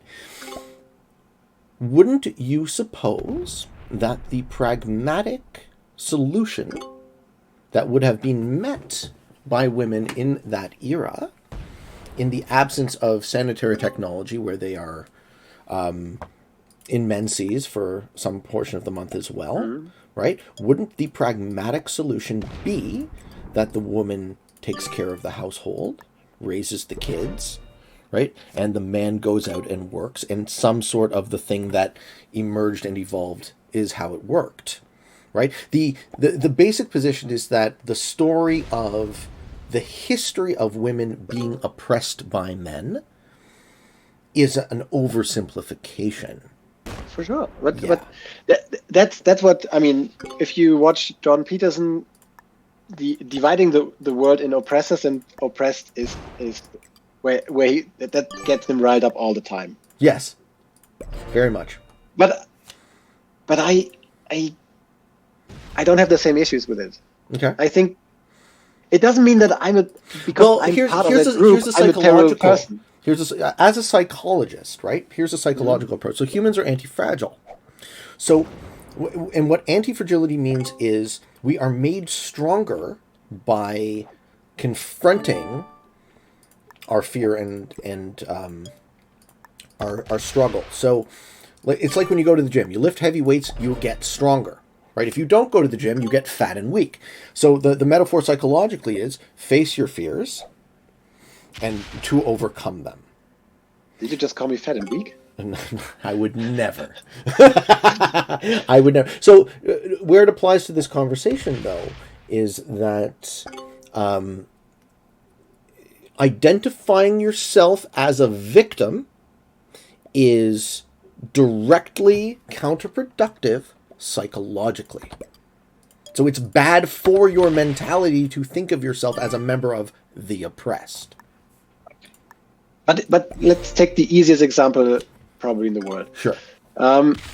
So there was slavery in the United States. Yes. Have black people been oppressed? Yes. In the past? Yes. It is the case. Yeah. Yeah, no debate. Okay. Because, I mean, if you look at the today's situation, there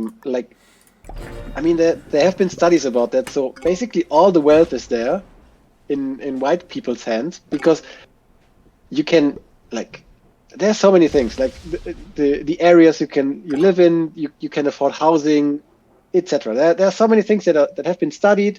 There's there's a clear connection between the color of your skin and the economic chances of your ancestors and your current situation that you're in. Doesn't mean that bright black people today can achieve immense things and accrue huge sums of wealth.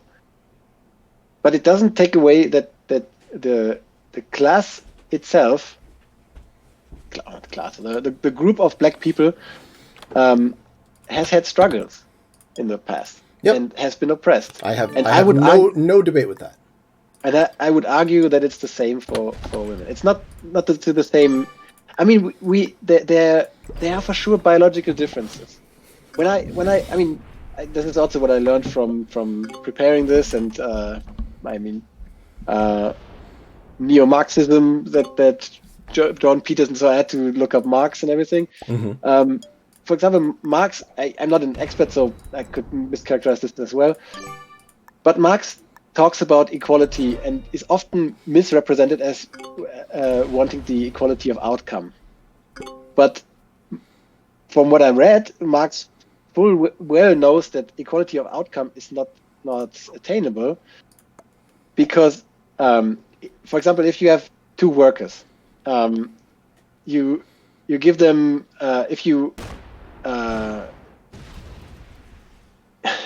there's something happening. If you give them the same wage per hour, the person that works longer hours has more money at the end of the month. So that's a suicide. Good game. Oh my god. The hand-Peter game strategy is working. Hey, I'm just that good, baby. It's too bad, right? Because now I'm going to have to spend less than 100% of my mind on this conversation. Let's see how you fuck this up with a 5-1, 4-1. Oh no! Don't lose, internet. Don't lose. No. You're losing your internet connection. Yeah, it dropped for a split second. I was like, oh shit, that's how I fucked this up, dude. I fucked this up by disconnecting. Yeah. So it's like you. This is how you win games. You engage the conversation and they sit at home like, okay. Well, because I'm interested, right? They're bored as shit. Yeah, no. Because it's yeah, but I don't know where we were, but yeah, my view is that that's how I fuck it up. I locked myself in the corner. You still can't fuck it up. Nah, it's impossible. I have like 4 times the strength. But this I mean, I love Risk, but this gives me nervous. This gives me anxiety. If I see stacks with 3,000, so caps games are against grandmasters is nothing for me. Not your flavor. Yeah, I agree. No, it's. I mean, your Europe Advanced game in the when was it? Semifinals? Oh, it was so upsetting. I was like 8 hours. So upset, man. Oh. Yeah, I can see why. It's just. And then 8 hours of work to not be able to use the video and to lose the game. Right? I was so pissed off. Oh my god. GG. Yeah, GG, buddy. Alright, what do you got for me next? Yeah, so this is my yeah, like, so you believe in that's important because I think sometimes when you follow Jordan Peterson, which game? Yeah, that's what I meant. I was still I'll make a game, it's fine. I'll make a game. Good. Yeah, so that was my issue with it. So I'm not saying that if you like one person here that you have to you subscribe to everything that they ever said, because for a public person like John Peterson, it's extremely difficult. I mean, probably he himself doesn't know what he put out there exactly because it's so much. So I just looked it up. So Jordan Peterson has a 4.8 million YouTube audience. Okay. Yeah. So I'm currently at just under 3,300. So he's got what? 1,000 times? No, 10,000, 100,000 times my reach or something? Or it's 1,000,000 times? No, it's not 1,000,000 times. Oh, it's 1,000 times. Okay. So he has 1,000 times. That's it? It's probably like 10,000 or I don't know. I'm bad with no. Math. If you go by 10, join this game, Heizung. Yeah, you at sorry. Yeah, no problem. You at 20,000. If you go by your 200,000 to a million after 1,000. Right. 1,000-fold. Right. Anyways, the point I'm making is this. It is impossible for someone at that scale to not encounter all sorts of inconsistencies and fair criticisms of what they have said. For sure. Right. And that problem scales, and you don't, as one human, have the time to address it all. Yeah. So perhaps that has something to do with you smelling the bullshit. Yeah. I would say that he's at first I would try to characterize him as a political agitator, but then I looked up the definition, and it says that you want to rile up people for protest and revolt.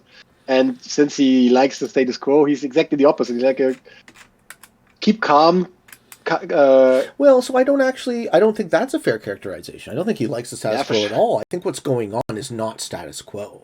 I'm seeing significant changes in a lot of areas, right? As far as social justice, as far as the economy, as far as COVID, right? All that stuff. Yeah, but it feels. I mean, I'm sure this is this is very close. No, this is a mischaracterization for sure. But it always feels to me like in terms of social change and social, to give a voice to certain social groups, he's always the one arguing against it, and it never. To me, it feels like he never addresses the underlying issue. Like, okay, how can we help those groups? Because it feels to me that he doesn't believe these groups have. Well, the man wrote a book. He says you don't help the group, you help yourself. Setup. Yeah, what right? Setup. Don't help the group, help yourself. Clean your room, right? Fix your life. Your life's probably fucked in more ways than you even realize. And those words ring very true to me because I listened and I did so, and I'm happier. I don't suffer from thoughts of killing myself on a daily basis. I'm not necessarily crediting Peterson with all of that, but he helped.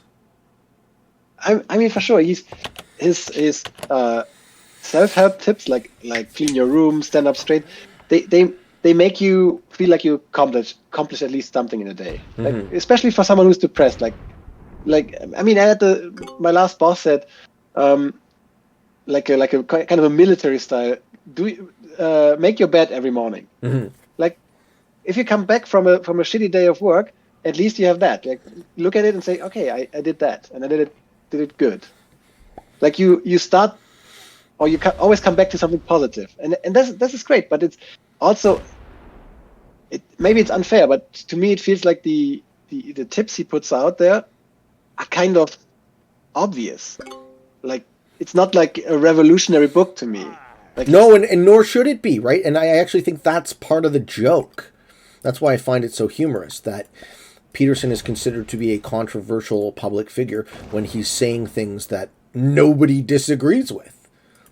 Yeah, in that domain. Sure, in that domain, yeah. So we're okay. Yeah. So I mean, let's focus on the disagreement because that's far more interesting. Yeah, because I mean, he's always like he comes with the attitude. Okay, I'm this academically clinical researcher, blah blah blah. I do this and that, and then he dives into all different kinds of topics, and he never says like both of us did in certain aspects of this conversation. Okay, I'm not an expert here. Oh yes, he does. Okay, so that's one thing that I loved when I heard him say it the first time. This was during a U of T lecture, so I was just I was just watching some YouTube, and he's like, "Listen, I don't think I'm right about anything.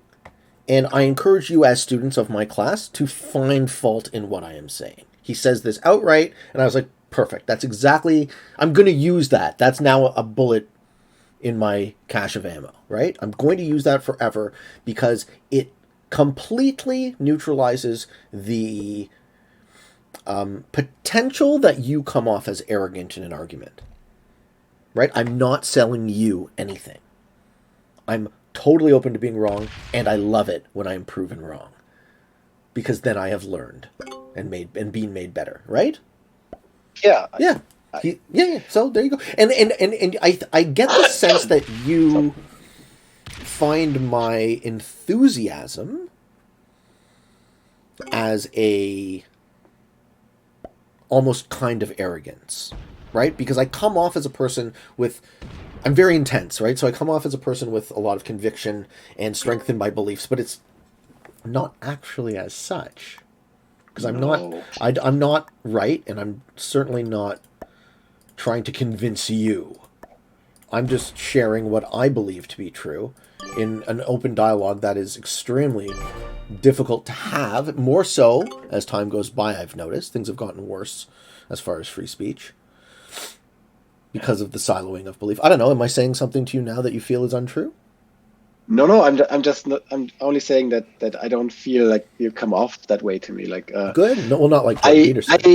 I have strong convictions as well, so I dig that. Like, okay, you're out there. You built your small little soapbox, if I I can put it like that, and you shout from it, and people listen to it, and people engage, like, and you enjoy that. It is beyond a privilege to have finally found a voice for my own unique brand of insanity.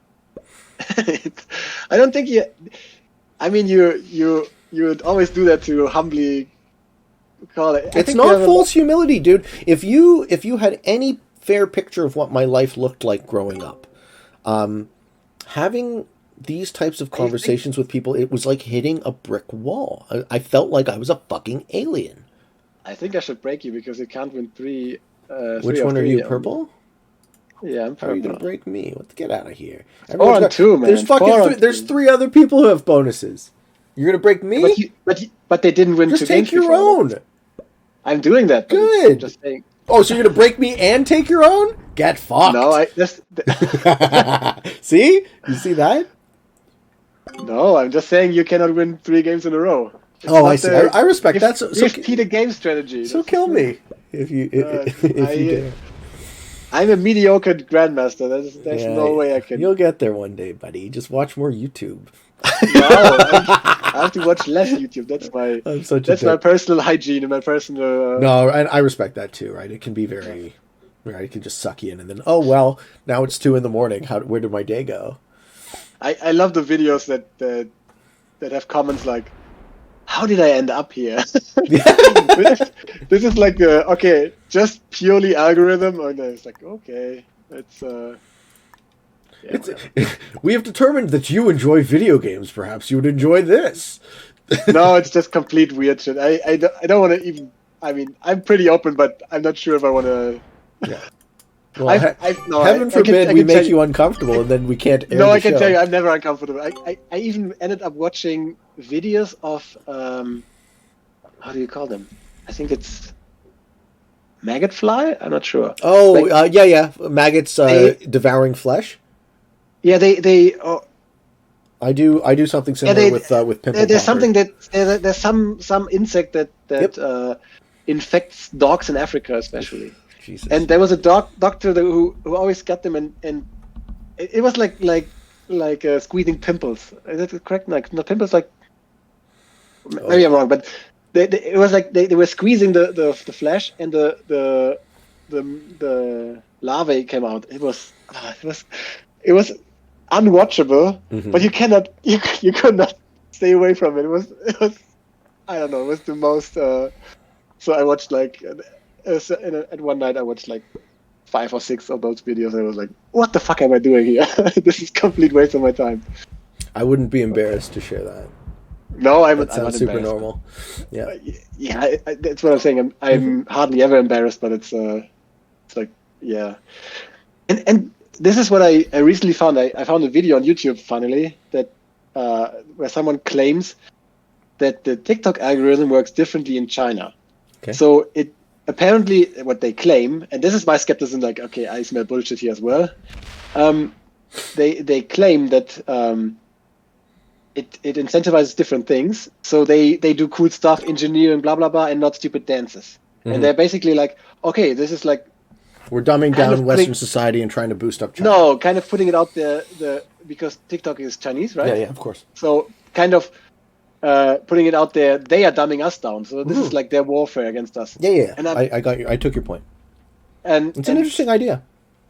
It's an interesting idea, but it's also like at least you have to be critical about it. Like, okay, this could be bullshit. What they're saying, I have no clue. I mean, all right. Well, they don't deliver any evidence, and I think, of course, it's a whatever the format is, YouTube Shorts or Instagram Reels. Like, it's a very short video, but at least give me the option of finding the evidence there. I mean, it's like handing it out. It's for me, it's try and predict kind the future of bullshit, with me, right? Try and predict the future. So I love, as someone who like invests, right? I place my bets. I put my money on the table. I try and predict, trends. So when I was talking to you earlier about COVID and how it didn't meet my expectations, that was a scary moment for me because, in that second, what I believed to be true was shown to not be. So, have you ever read the book Guns, Germs, and Steel by Jared Diamond? No. Okay. So, this is highly recommended. If I were to give you the very, very short version. Yeah, the synopsis is basically his fundamental premise is that if you look at human history, assume that racism is stupid, right? Mm-hmm. Start with that premise. Assume that there is no inherent advantage to being one race or another. Mm-hmm. But instead, try and explain why Europe became the dominant global culture. And it all stems back from geography, and we can dig into this super deep if you'd like, but the long story short is that because the European cultures were... the dint of geography of Europe makes for a bunch of different emergent cultures next to each other, right? Europe has a bunch of peninsula and mountain ranges separating, so you have all these languages, and you have all these small kingdoms that developed fighting each other. And it turns out that if you're in a situation where you're fighting amongst your neighbors, that's actually really good for human technological improvement. It's competition, yeah. That's what I would go with. Yeah. So, given that, where we are now, talking back to China, imagine in a generation when genetic engineering technology is advanced enough for us to breed, 10-foot tall, 200 IQ.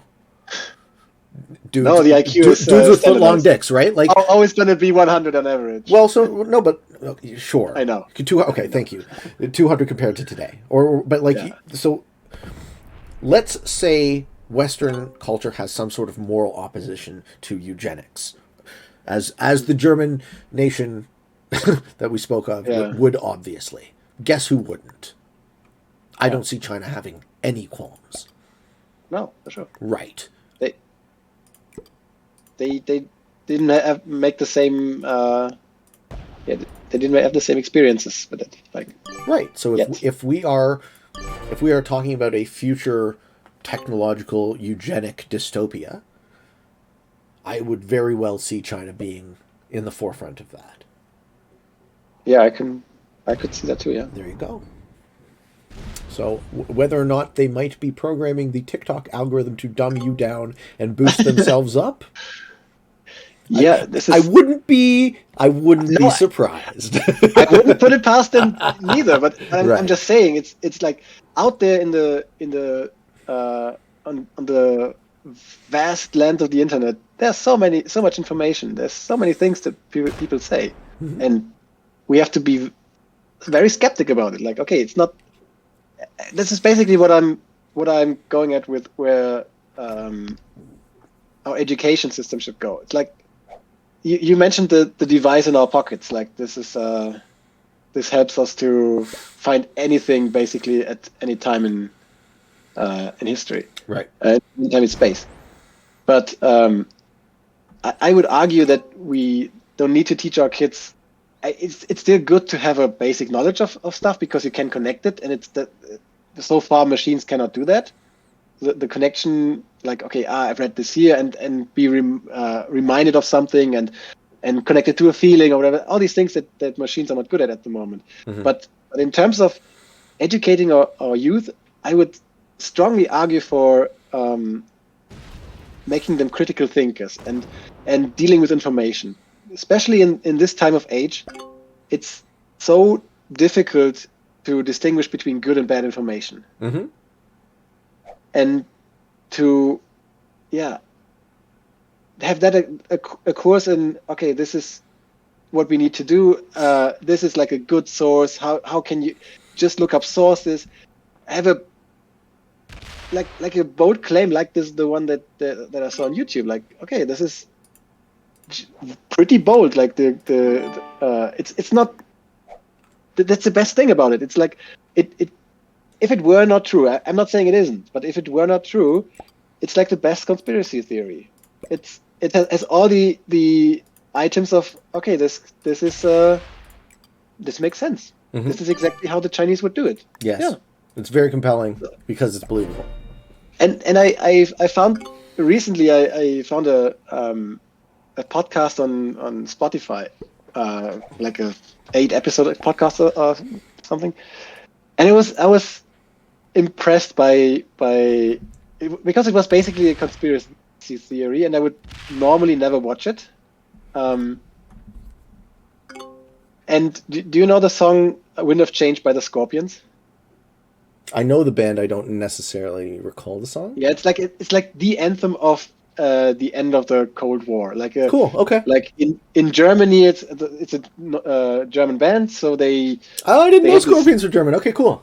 Nice. So they have this whistle, and the song lyrics go like this, like follow the Moskwa and down to Gorky Park, and they sing it as it's a beautiful, and the conspiracy theory that was put out there, and they had a whole podcast around it. White is a bot, right? That was bot movement. White is a bot. Yes. I have to break. You don't have to. Yeah, but I mean, it's a vengeful bot for sure. You're in a bad situation. It's probably a good idea that you break the bot. Yeah. Because But I am enjoying your 3-stack play. I might have seen that once or twice. I started off with watching Risk Forever, yep. And I'm still impressed that you built quite an audience with your 2.7K subscriber or viewers, but he has still 16K on YouTube. It's amazing, fucking amazing. And I would hope that he share like more collaborations and more sharing his audience would be amazing, because I think we can all grow the Risk community. And I've asked Tramp to work with me. I think he's shy. Have you ever talked to him? No, nobody has. I think he's shy. Yeah, because I think he's just not confident with his. He's Lithuanian, right? So I don't know how good his English is, but I would do it in a heartbeat. He's always been the nicest guy to me too. Champ's a great person. So yeah, and yes, it's funny. It's funny the videos with the computer voice and everything. I kind of grew out of it after a while. It's also a lot of fixed content, and I don't play fixed anymore. After discovering Progressive? I already discovered Progressive with him, and then after I played a lot of Progressive cards, I basically found you, and then you are now my main YouTube video source. And thanks, I'm not claiming like Risky Phil did. He said I watched every Waiting on Your Best Behaviour podcast. Well, he was the idea. We started it together. I loved that first episode, man. That was a year ago, by the way. I've now been doing the show for a year. Yeah. Pretty cool. I didn't watch the first one. Yeah, thank you, Bob. No, you didn't watch the original one with Phil? Phil's great, man. Phil's one of my favorite people. I watched the second time or third time he appeared. So and that was where he put you on the spot and made you the topic of conversation in your background. The Pete interview, sure. Yeah. So but back to the podcast. So they follow this conspiracy theory that Wind of Change was written by the CIA to have the musical element in it to subvert or to overthrow communism. Okay. And it's a hugely popular. I switched to 2 positions now. Fuck this, and I also cash in. Are you escaping? Yeah, are you running from the bot? Yeah, I'm always running. This is not a good spot to be in. Does the bot set in? No, he already set in. So, so they follow this conspiracy theory, and I found it first of all deeply entertaining, and then it's like at every step of the way, it's like, yeah, this is exactly how the CIA would do it. Like, yeah, and then I had to calm myself down and say, yeah, but it's still a conspiracy theory. That's the beauty of them. The catchiness of them. They sound so amazing. They make so much sense, but yeah, that doesn't give any truth to it whatsoever. All right, so here is my summary of what I think about conspiracy theory. Mm-hmm. So, people who are inclined to believe that there is a organized system or process against them are taking an easy answer, right? I believe that generally speaking, whenever you can ascribe a conspiracy against you, what's actually happening is emergent process of different powerful things bumping into each other with their own self-interest, right? And you're coloring you as the conspiracy theorist are coloring that inevitable as this fucks me over, therefore the world is against me. And that's an attitude. Yeah, for sure. Yeah. So almost as a rule, I don't see conspiracy theories as holding water. I was about to take that bonus from Blue, but yeah. Yeah, sorry? Is he going to hit me? Why would you leave a stack? No. That stack can only go right up my butt. But it's about time, right? You won 2 already. That's too bad, eh? Sure wish I had a set on 4. Ooh, we fucked up the split. Now he can't kill me. But he still tries? No, he fucked up. He fucked up the split. He needed to not leave it in Jamaica. He feed the kill to someone else. To me. You're next. Kill me. Yeah, but kill me! Do it now! Sorry, I love Arnold, man. Tough way. I have to go. Okay, this way. You can easily kill me. Yeah, but I have to go through a lot of yellow, right? I mean, your troops are strong. No? I think so, but He's gonna kill me. Don't miss. Nice. GG.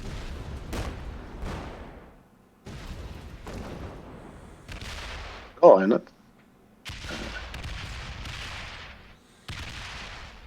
Good game, Pete. Yeah, buddy, for sure. Finally, you die. Finally? Finally. He says with glee, I will be right back. Oh, no, I gotta use the washroom. Not a good phrasing. We talked about suicide today, so it's not a... Oh, yeah. No. Bad taste. Bad taste. Oh, yeah. Nobody has cards. So let me take some here.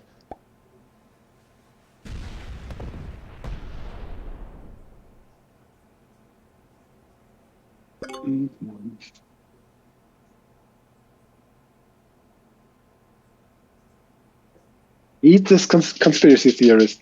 I mean, who would name his show the Kill Pete Strategy other than a conspiracy theorist? Hey!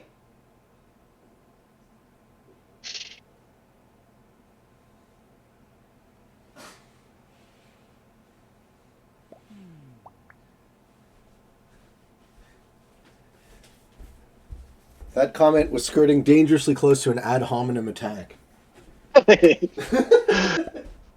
Yeah, but you know what I mean, right?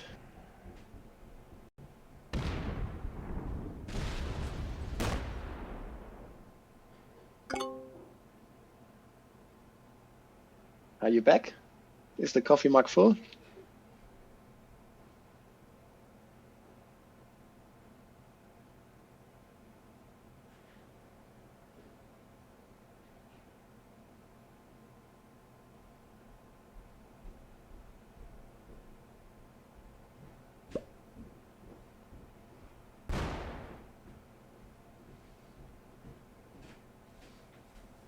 The mug is full and the pot is empty, so I drank it all. Very good. So, Can I bring up post-truth? Of course. Okay. It's your show. So you and I grew up in a world that doesn't exist, in the sense that we saw the same thing occurring at the same time in our media. Fair? And that world no longer exists. Everyone sees a slightly different world. So, Yeah. So in that regard, that world never existed. What do you mean? So it was already post-truth? No, or there is no such thing as truth. Yeah.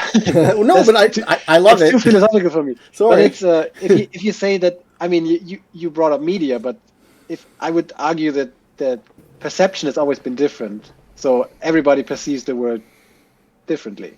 Cool. So, do you believe there is a objective base reality? Yeah. Yeah. Okay. So this is the other branch of philosophy for the audience, metaphysics. So metaphysics deals with questions of reality. I would tend to agree. I don't think I'm living in a simulation, even though it is more likely that I'm living in a simulation. Nice, Heizung getting the kills, looking good. Yeah, I have to get the pathing right. But you said you weren't fast. That was pretty fast. Yeah, I still play on PC, so. Yeah. So, what I find scary, I find the term post-truth ridiculously frightening. Because I just don't like the idea that I'm living in a circumstance outside of my control any more than it already is. So if two intelligent people see things that I see as incredibly simple differently, well, are we even talking about the same world? Right? And COVID brought this up more than anything, right? Everyone has their own slightly different opinion on what should have been done, what actually was done, with the masks, with the vaccine, all of that. And that's terribly bad for social cohesion, particularly amongst a organism whose survival advantage is the ability to coordinate, right? We are a giant ant colony. Yeah, for sure. And that's something I know that you've read, Yuval Harari. Yes.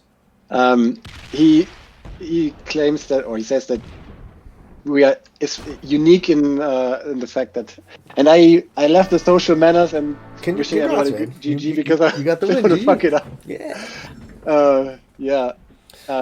So he claims that we are unique as an animal to. So cooperation is always good in animals. So you can see that in apes and in monkeys and all kinds of and for example. Ant colonies, there's a certain level of cooperation, but we can live with and cooperate with vastly big amounts of numbers of organisms or humans in our case than any other animal life form. And that is so competitive advantage as an organism. Yes, exactly. But it's also we are able to do that, but we are still innately in us. It's the feeling of like this is the in-group out-group. Like we have the feeling like okay, we're still very comfortable within the smaller groups that we have, but we live in cities of millions. Maybe we live in all kinds of groupings. Like Canada has how many citizens? Like 30 million. 30 million, yeah, that's nothing. We have 82. It's nothing. Sorry. You're a huge country, so. Of course. You're the economic powerhouse of Europe. Sorry. Yeah. No, but this, yeah, you have all these forms of cooperation that we are able to do, but it's I'm not sure, and I think Yuval Harari pointed out pretty well. Like we are capable of doing that, but it doesn't come easy for us on all terms. Like psychologically or emotionally, it's not easy to have these forms of cooperation at all levels. Okay. But the fact of it not being easy, like you were talking about media and propaganda and, you know, cutting that back to politics, how in a circumstance, I've thought about this too, in the circumstance that I'm trying to promulgate with direct democracy, the power would shift to the media, right? The ability to control how people think would be the determining factor. And you were saying, and you were saying like billboards in the Netherlands, or not, yeah, billboards in in Switzerland. Switzerland, right? He just popped up as a Dutchman. Let's go, let's go. Yeah. So, And you would want that, or is it a criticism of? it's a criticism. Yeah, okay. It's very much a criticism. You would want to figure out a design that mitigates the power of any media entity to influence other people's opinion as much as possible. Well, what you would need to do is you would need Restart? to... No, we're fine with a bot. We would need to have it as a value, right? You would need to have it integrated as a value, right? Skepticism. Yeah. But culturally, not just personally. But I think, I mean, maybe I'm too cynical or too negative about it, and usually I'm the optimist. I think we have to, we still have a long way to go. We have to educate our, yeah, no, I take for, look, I my bias here, I take it for granted that other people think like me, and they don't. So it's very much something that I've had to overcome in my life, where it's like, no, Pete, you're very much the outlier. You have extreme views in every single way, and you're not normal. Nobody thinks like you. So that's fine. I'm happy to educate. But at the same time, it makes why do you think I talk about this work as like finding my voice? Why do you think I'm so passionate about doing it every day? It's not just the fact that I'm, you know, reasonably good at this video game, but the fact that people like it, want to watch it. Well, you can ask me about that one too. But the fact that people like it and watch it, right, is to amazing. Me nothing short of miraculous. I mean, you can talk about all kinds of social media companies and whatever. I enjoy Twitch a lot. So sometimes people just open their cameras, stream whatever. Like I've seen poker, and they have 1 or 2 viewers. So maybe it's just their grandma or whoever.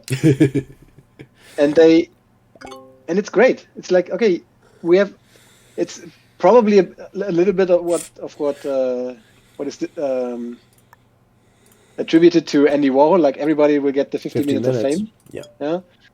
So, but I enjoy that. It's like, I mean, it's not like people are. I mean, there's these kinds of 15 minutes, or like you've been in a Big Brother container or whatever, or you have been in a reality show where you are known in your whole country or whatever. Mm-hmm. But I enjoy that people can find their voices and can do that. And I mean, I think maybe it was yesterday, or I think it was yesterday or Friday. No, yesterday you put your stream with like 30, 40 viewers when you rated like a young risk player. Who's brand new, yeah. Yeah, they were blown away. I love it. He played his 6th game of Risk, and he was like, "Oh my god!" And then it was so funny. The whole chat enjoyed it, like giving him tips that like it was kind of berating the players. Sure. Like, you should do this, you should do that. It was like, oh my god, it's so funny, because they were like, yeah, everybody in this chat is a grandmaster, and you were like, oh fuck, how can I do that? And yeah, the guy who rated you. Yeah, thank you, bot. Mm-hmm. You got fucked. I knew you had it too. I'm trying to have a bot in this game for that very reason. But someone pointed out, like, the guy who rated you was globally world #1, and they were like, oh my god. Like, right. And in that regard, it makes a lot of sense. You talked about it. Well, let's talk about it, because I think I feel the same way that you felt. Get it again. Yeah. Well, no, this time you're good, right? Assuming you have a 3 on the bottom.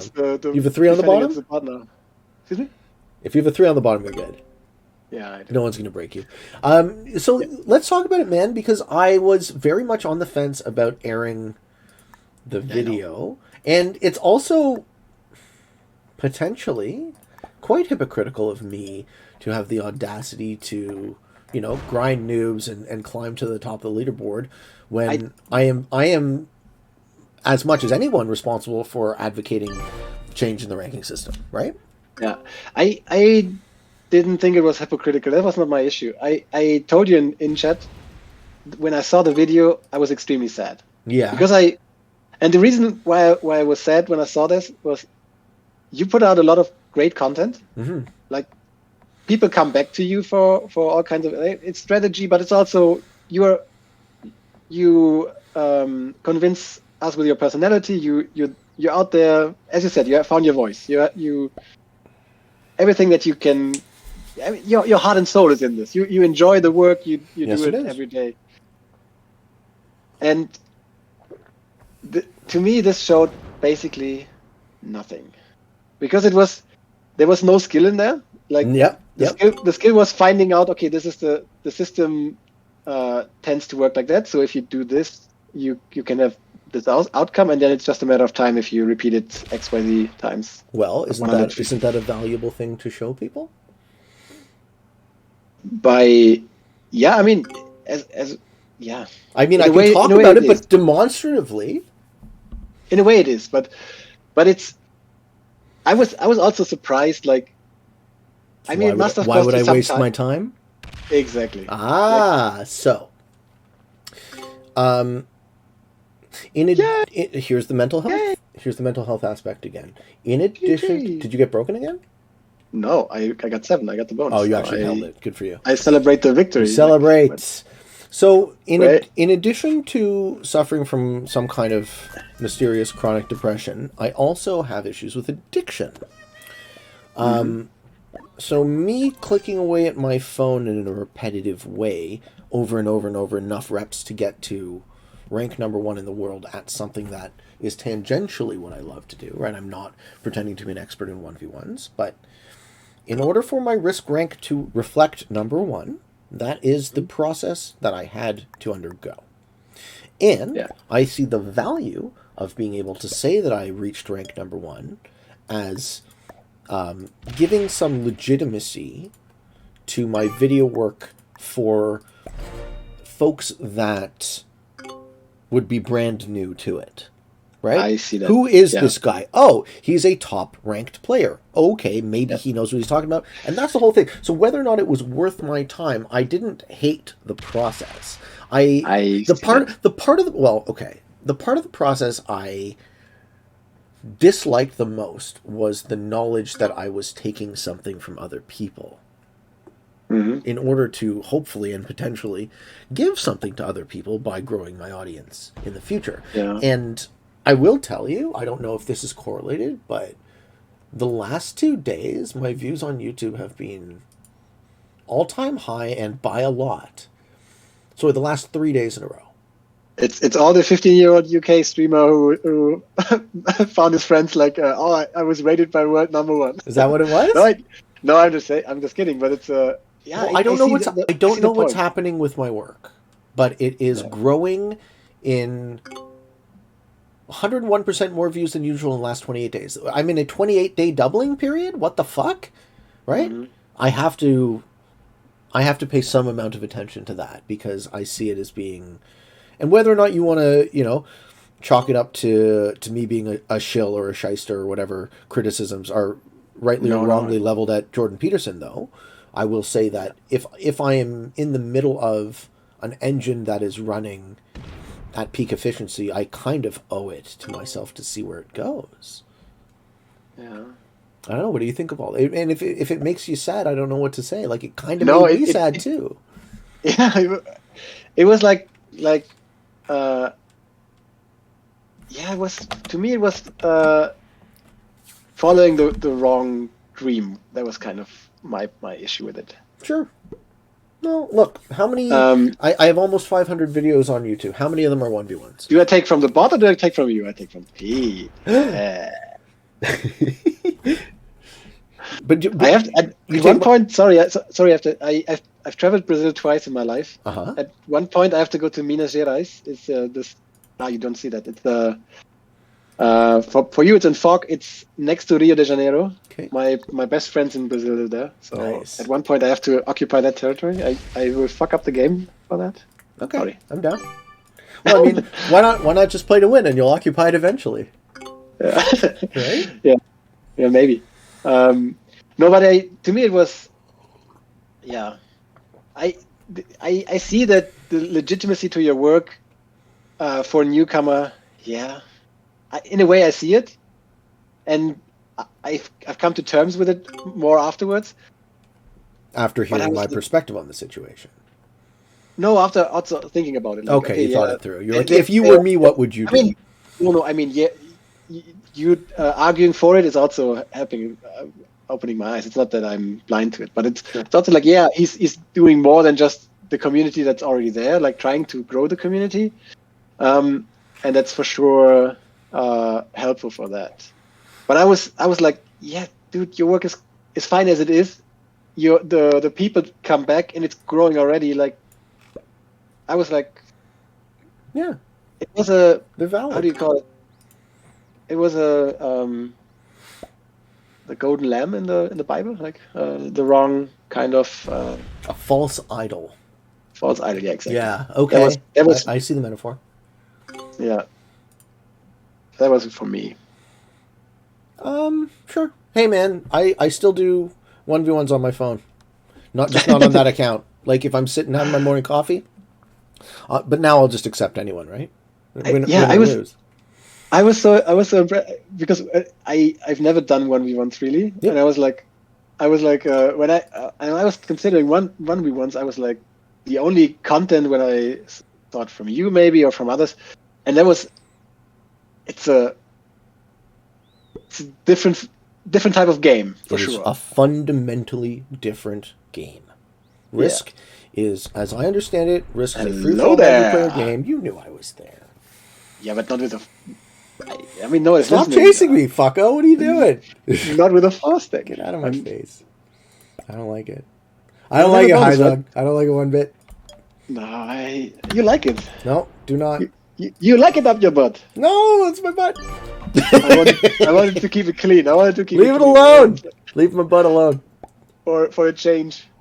No, but yeah, I see it differently now. But it's still you ask me afterwards if I'm more of an idealist, and I would say yeah. Sure. I have a lot of ideas, and mostly, I mean, maybe in this case I wasn't good at it. Mostly, I try to have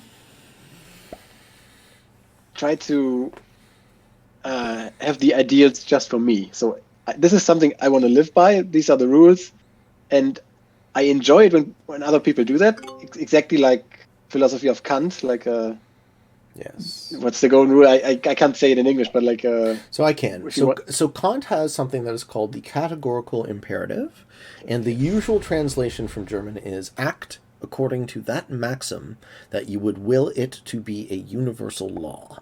Basically, the golden rule, right? Do unto others as you would have them do unto you.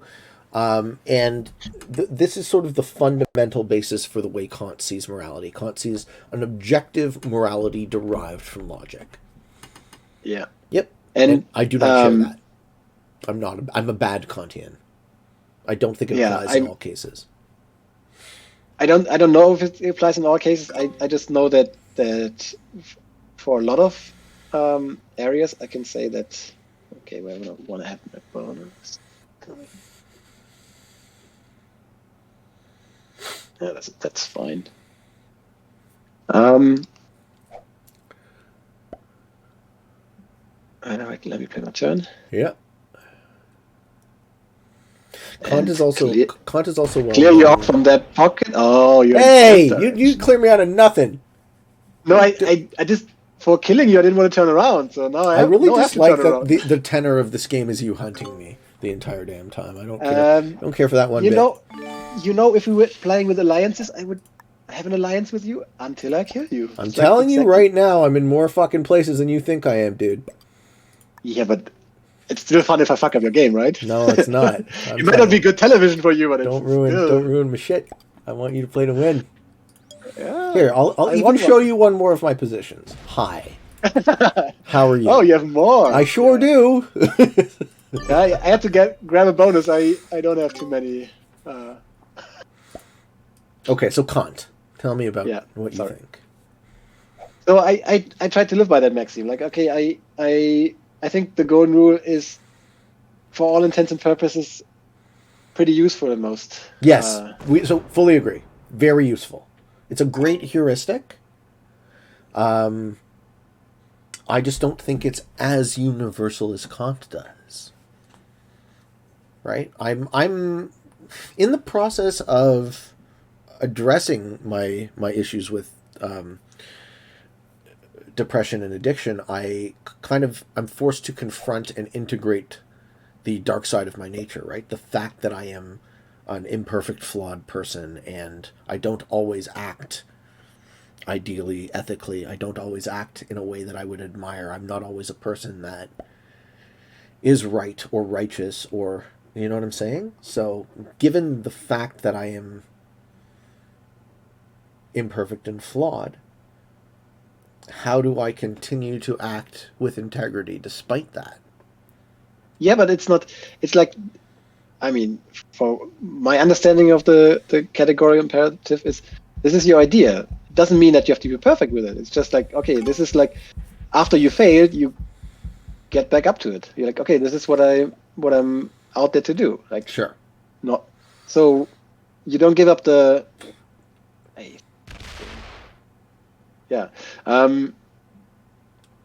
mean, I'm probably shown in this podcast already. I'm by no means an expert on philosophy. I've basically no clue. Well, I tried to read. So fuck that. Also, by the way, fuck that entire line of thinking. I stopped academic philosophy because of the focus on who said what when, and I feel like what you and I are doing right now is actual philosophy. Right? There's two people in good faith having a hard conversation about complicated ideas, but like we're not wasting our time talking about bullshit or trying to sell each other on our own bullshit. We're like, what do you believe? What makes sense? You know, talk about it like that. And that is, from my perspective, the highest form of doing. That's what doing philosophy looks like. You wouldn't miss the 5, right? If I attacked it. Don't you hit my 5. Don't do it. Oh, I'm going to break your bonus. They don't know that I'm going to break it. They don't know that you. I'll break your bonus. Okay. Okay. But then you kill me next turn. So what? Me kill you? Never. What? Never. What are you talking about? I couldn't kill you if I wanted to. Yeah, and in that regard, I think you are a lot of an idealist, I think. You just say, okay, because I can't be perfect, then well, maybe here, let me define heuristic for you. Yeah. So a heuristic is a mental shortcut that allows people to solve problems and make judgments quickly and efficiently. These rule of thumb strategies shorten decision-making time and allow people to function without constantly stopping to think about their next course of action. That was quick. You read that, right? Yeah. Okay. Of course. No, that would be too technical. I'm joking. It would have been impressive. Yeah, insanely impressive if I could just define something like that. So, so given that, I think the way I operate is I set up these rules for belief that are flexible and imperfect by design.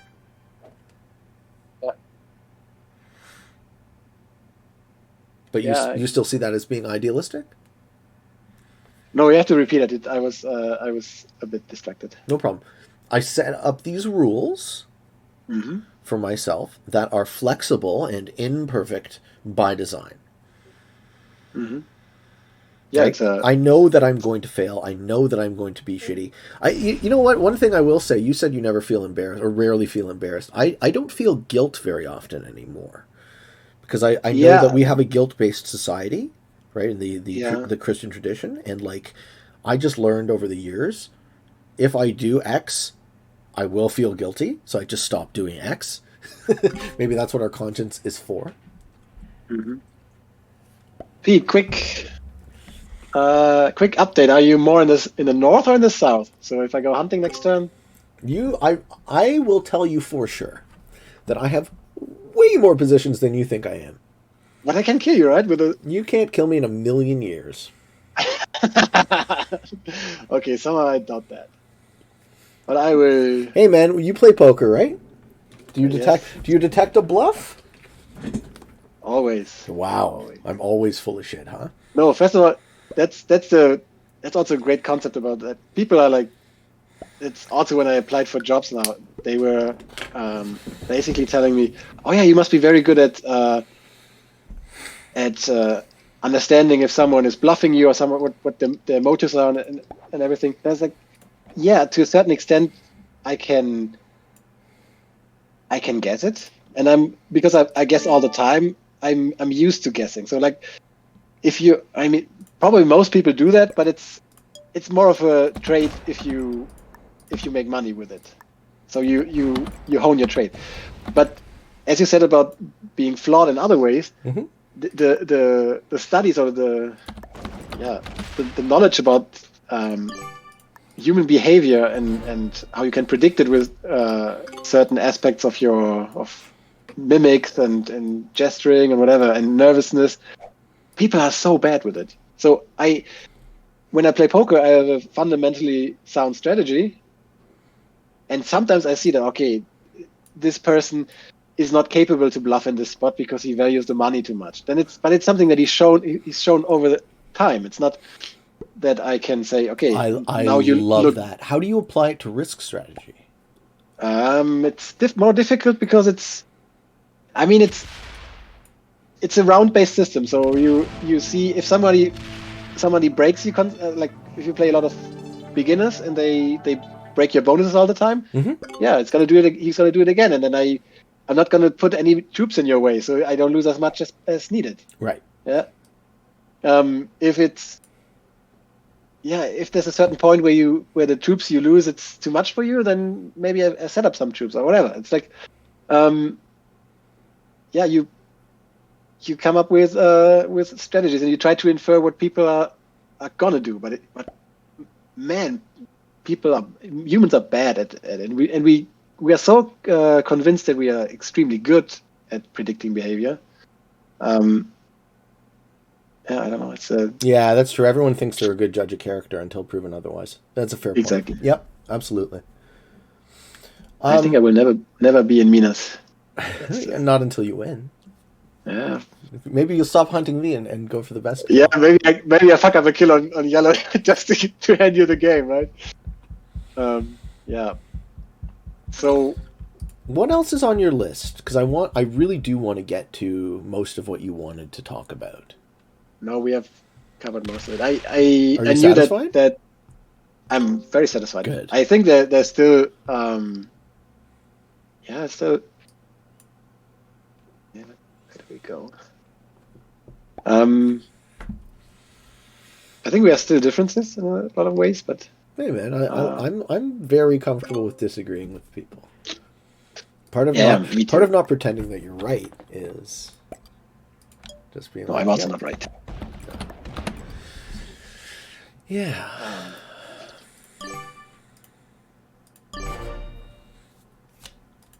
Yeah. Oh, but it's the background in poker is quite funny too. Yeah, it's because it's like what I mean. You said it's real philosophy, like talk to humans talking about real difficult things. And I would say I would call the things that I do there's something going on. Some motion. No, I would call what I'm doing. It's like kitchen psychology. Like, okay, I have no real reason why we do that, but we try to infer what motives and aspirations of people are, and I try to apply that at the poker tables. But we are just bad at it. I never looked into it. I once read an article, and I love psychological articles. Like they find out this and that, and I have like 2 or 3 real huge gems that I enjoyed in my time as during my studies. One was related to poker, that people always look at the face and they try to figure out if somebody's bluffing or somebody's not saying the truth. But the best, and it was still pretty shitty, but the best denominator for saying somebody's bluffing was their hands. apparently that is the least part, or people don't pay attention to control that. I have no clue what the issue behind it is. Mm-hmm. There's a lot of back and forth here. Maybe we should go hunting. Well, let's see who you can find. Yeah, I'm not gonna do that, but I'm so worried I'm gonna die next turn, so You? probably. Yeah. Who's gonna kill you, Chloe? I don't know. I think But it's 50. I think Chloe's The sets are on 50. I think she's gonna kill you. Yeah. She'll probably do something about that. No, I'm gonna do something, and I'm gonna get a better picture Gotta take a peek. up here. Yeah, peek.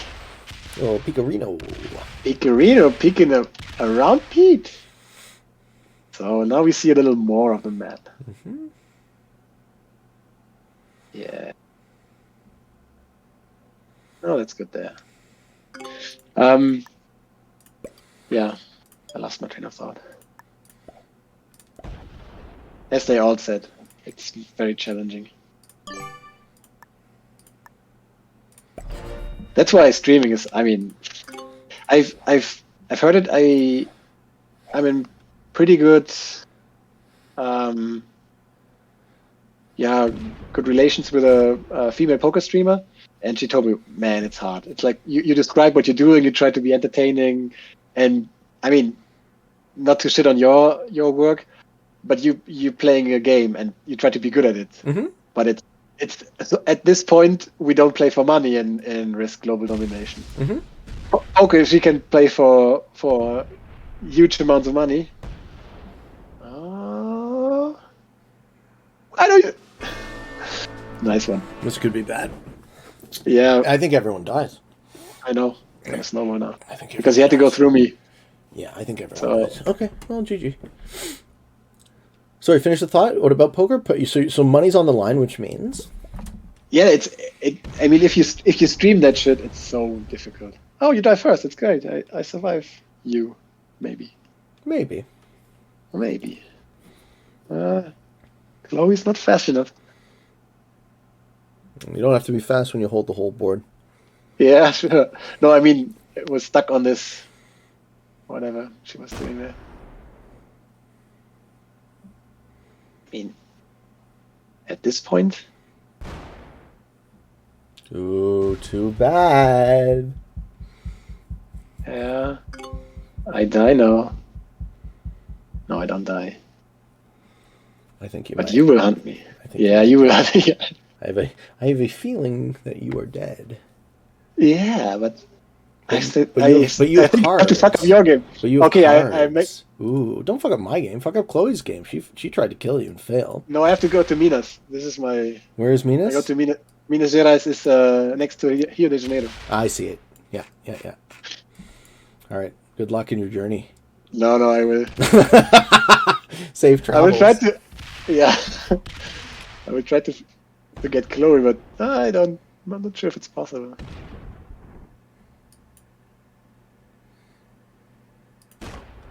Okay. I know who will win. You will win this game You in think? the end, but yes. You say I cannot kill you, right? And I shouldn't believe you, so it's the next thing. It's Well, should you believe Yep. me? I'm telling the truth. That's my Everybody favorite. is. I one time I hired a guy who said these words to me. I couldn't believe it. He said, "I will work hard for you." I was like, that's literally the worst thing you could possibly say to me.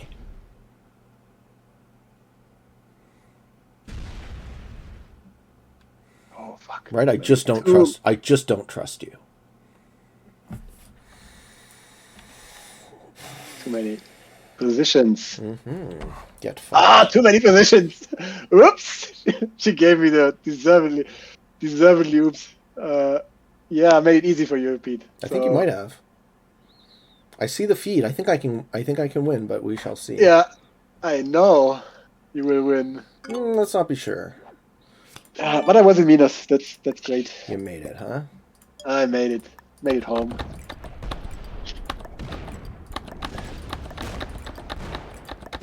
Fog games are so. They're also different beast. And I mean, you've played. You said you've played the board game forever. Yeah, for a long time. I mean, we had it. My parents had it when we were kids. So, but I mean, it's not like we played it regularly. But I enjoy the online version has stuff that. Oh, you don't have enough troops. I might not have enough troops now. Oh, you're coming around another. No, you cannot. Everything's blocked. No, you don't. I don't know how. I don't actually have enough. Let's find out. No. Fuck. No. So close though. So fucking close. 8 left, 7 left, 6 left, 5 it. left, 4. Damn it! I had what? One territory off? 2 territory. Damn it, man! Oh, so fucking close! Oh my god! I just went 2 off! Oh, buddy. Buddy, look at that! GG. Yes. GG. GG. Okay, so he's getting 70. I have 42 on board, 5 it's cards. a matter of speed. I think he Just has a it. matter of- I think he has the Yeah. speed, though. Just capture the whole board, and I die. Good game. Yeah, it's a tricky split up the. I mean, he knows it, but it's up the western side into the. He's fast, man. Yeah. He's got it. Oh, did he fuck up? No. No. Okay. You were just hoping it. No, it's good. It's good. I die. I die easily. Split there, and game. Yes. Well played. Well played. Good game. Sorry, Chloe. Yeah. Fucked up your game. Everybody fucked up on this one. Yeah. It's a. But no, what I was saying is that the online game has like. You have stuff that you could never dream up in the board game, like. Yeah, you just can't Like do it fast zombies. enough. And fog, yeah. Fog is great. And the speed and there's so many things that like you could not do on the board game, so it's like a great transition into the online space. So, is there anything else you'd like to say No. before we end the show? Yeah, thank you for the opportunity. You're very Talk to welcome. you. Thank you. I I do value this conversation probably more than you know. No, I had the feeling. I felt like you said that already, and I can take that. If somebody says it, I tend to believe it. I enjoyed it too. I mean, you as I said, you built your small little soapbox, and you gave me a chance to climb up on it for a while. I enjoyed that. I enjoy your work, growing the community and helping new streamers and helping and empowering others to start streaming. Yeah. I enjoy that. I will be a force in your chat. I love will it. gift some subs and then. Yeah, that's also very much appreciated, the generosity. So, thanks, bro. Yeah. All right, ladies and gentlemen, I hope you enjoyed the show. This one is probably going to be a favorite of mine for quite some time. So, thanks again to the Big Heizung for asking the tough questions. If you are interested in getting better at the game of Risk, I invite you to subscribe to my channel. Come along the ride with me. I do Fix Friday every Friday. I do this show, the Waiting on Your Best Behavior podcast, in the middle of the week. Every other day, do whatever I feel like. And until next time, for all of you on the path to world domination, good games and good luck.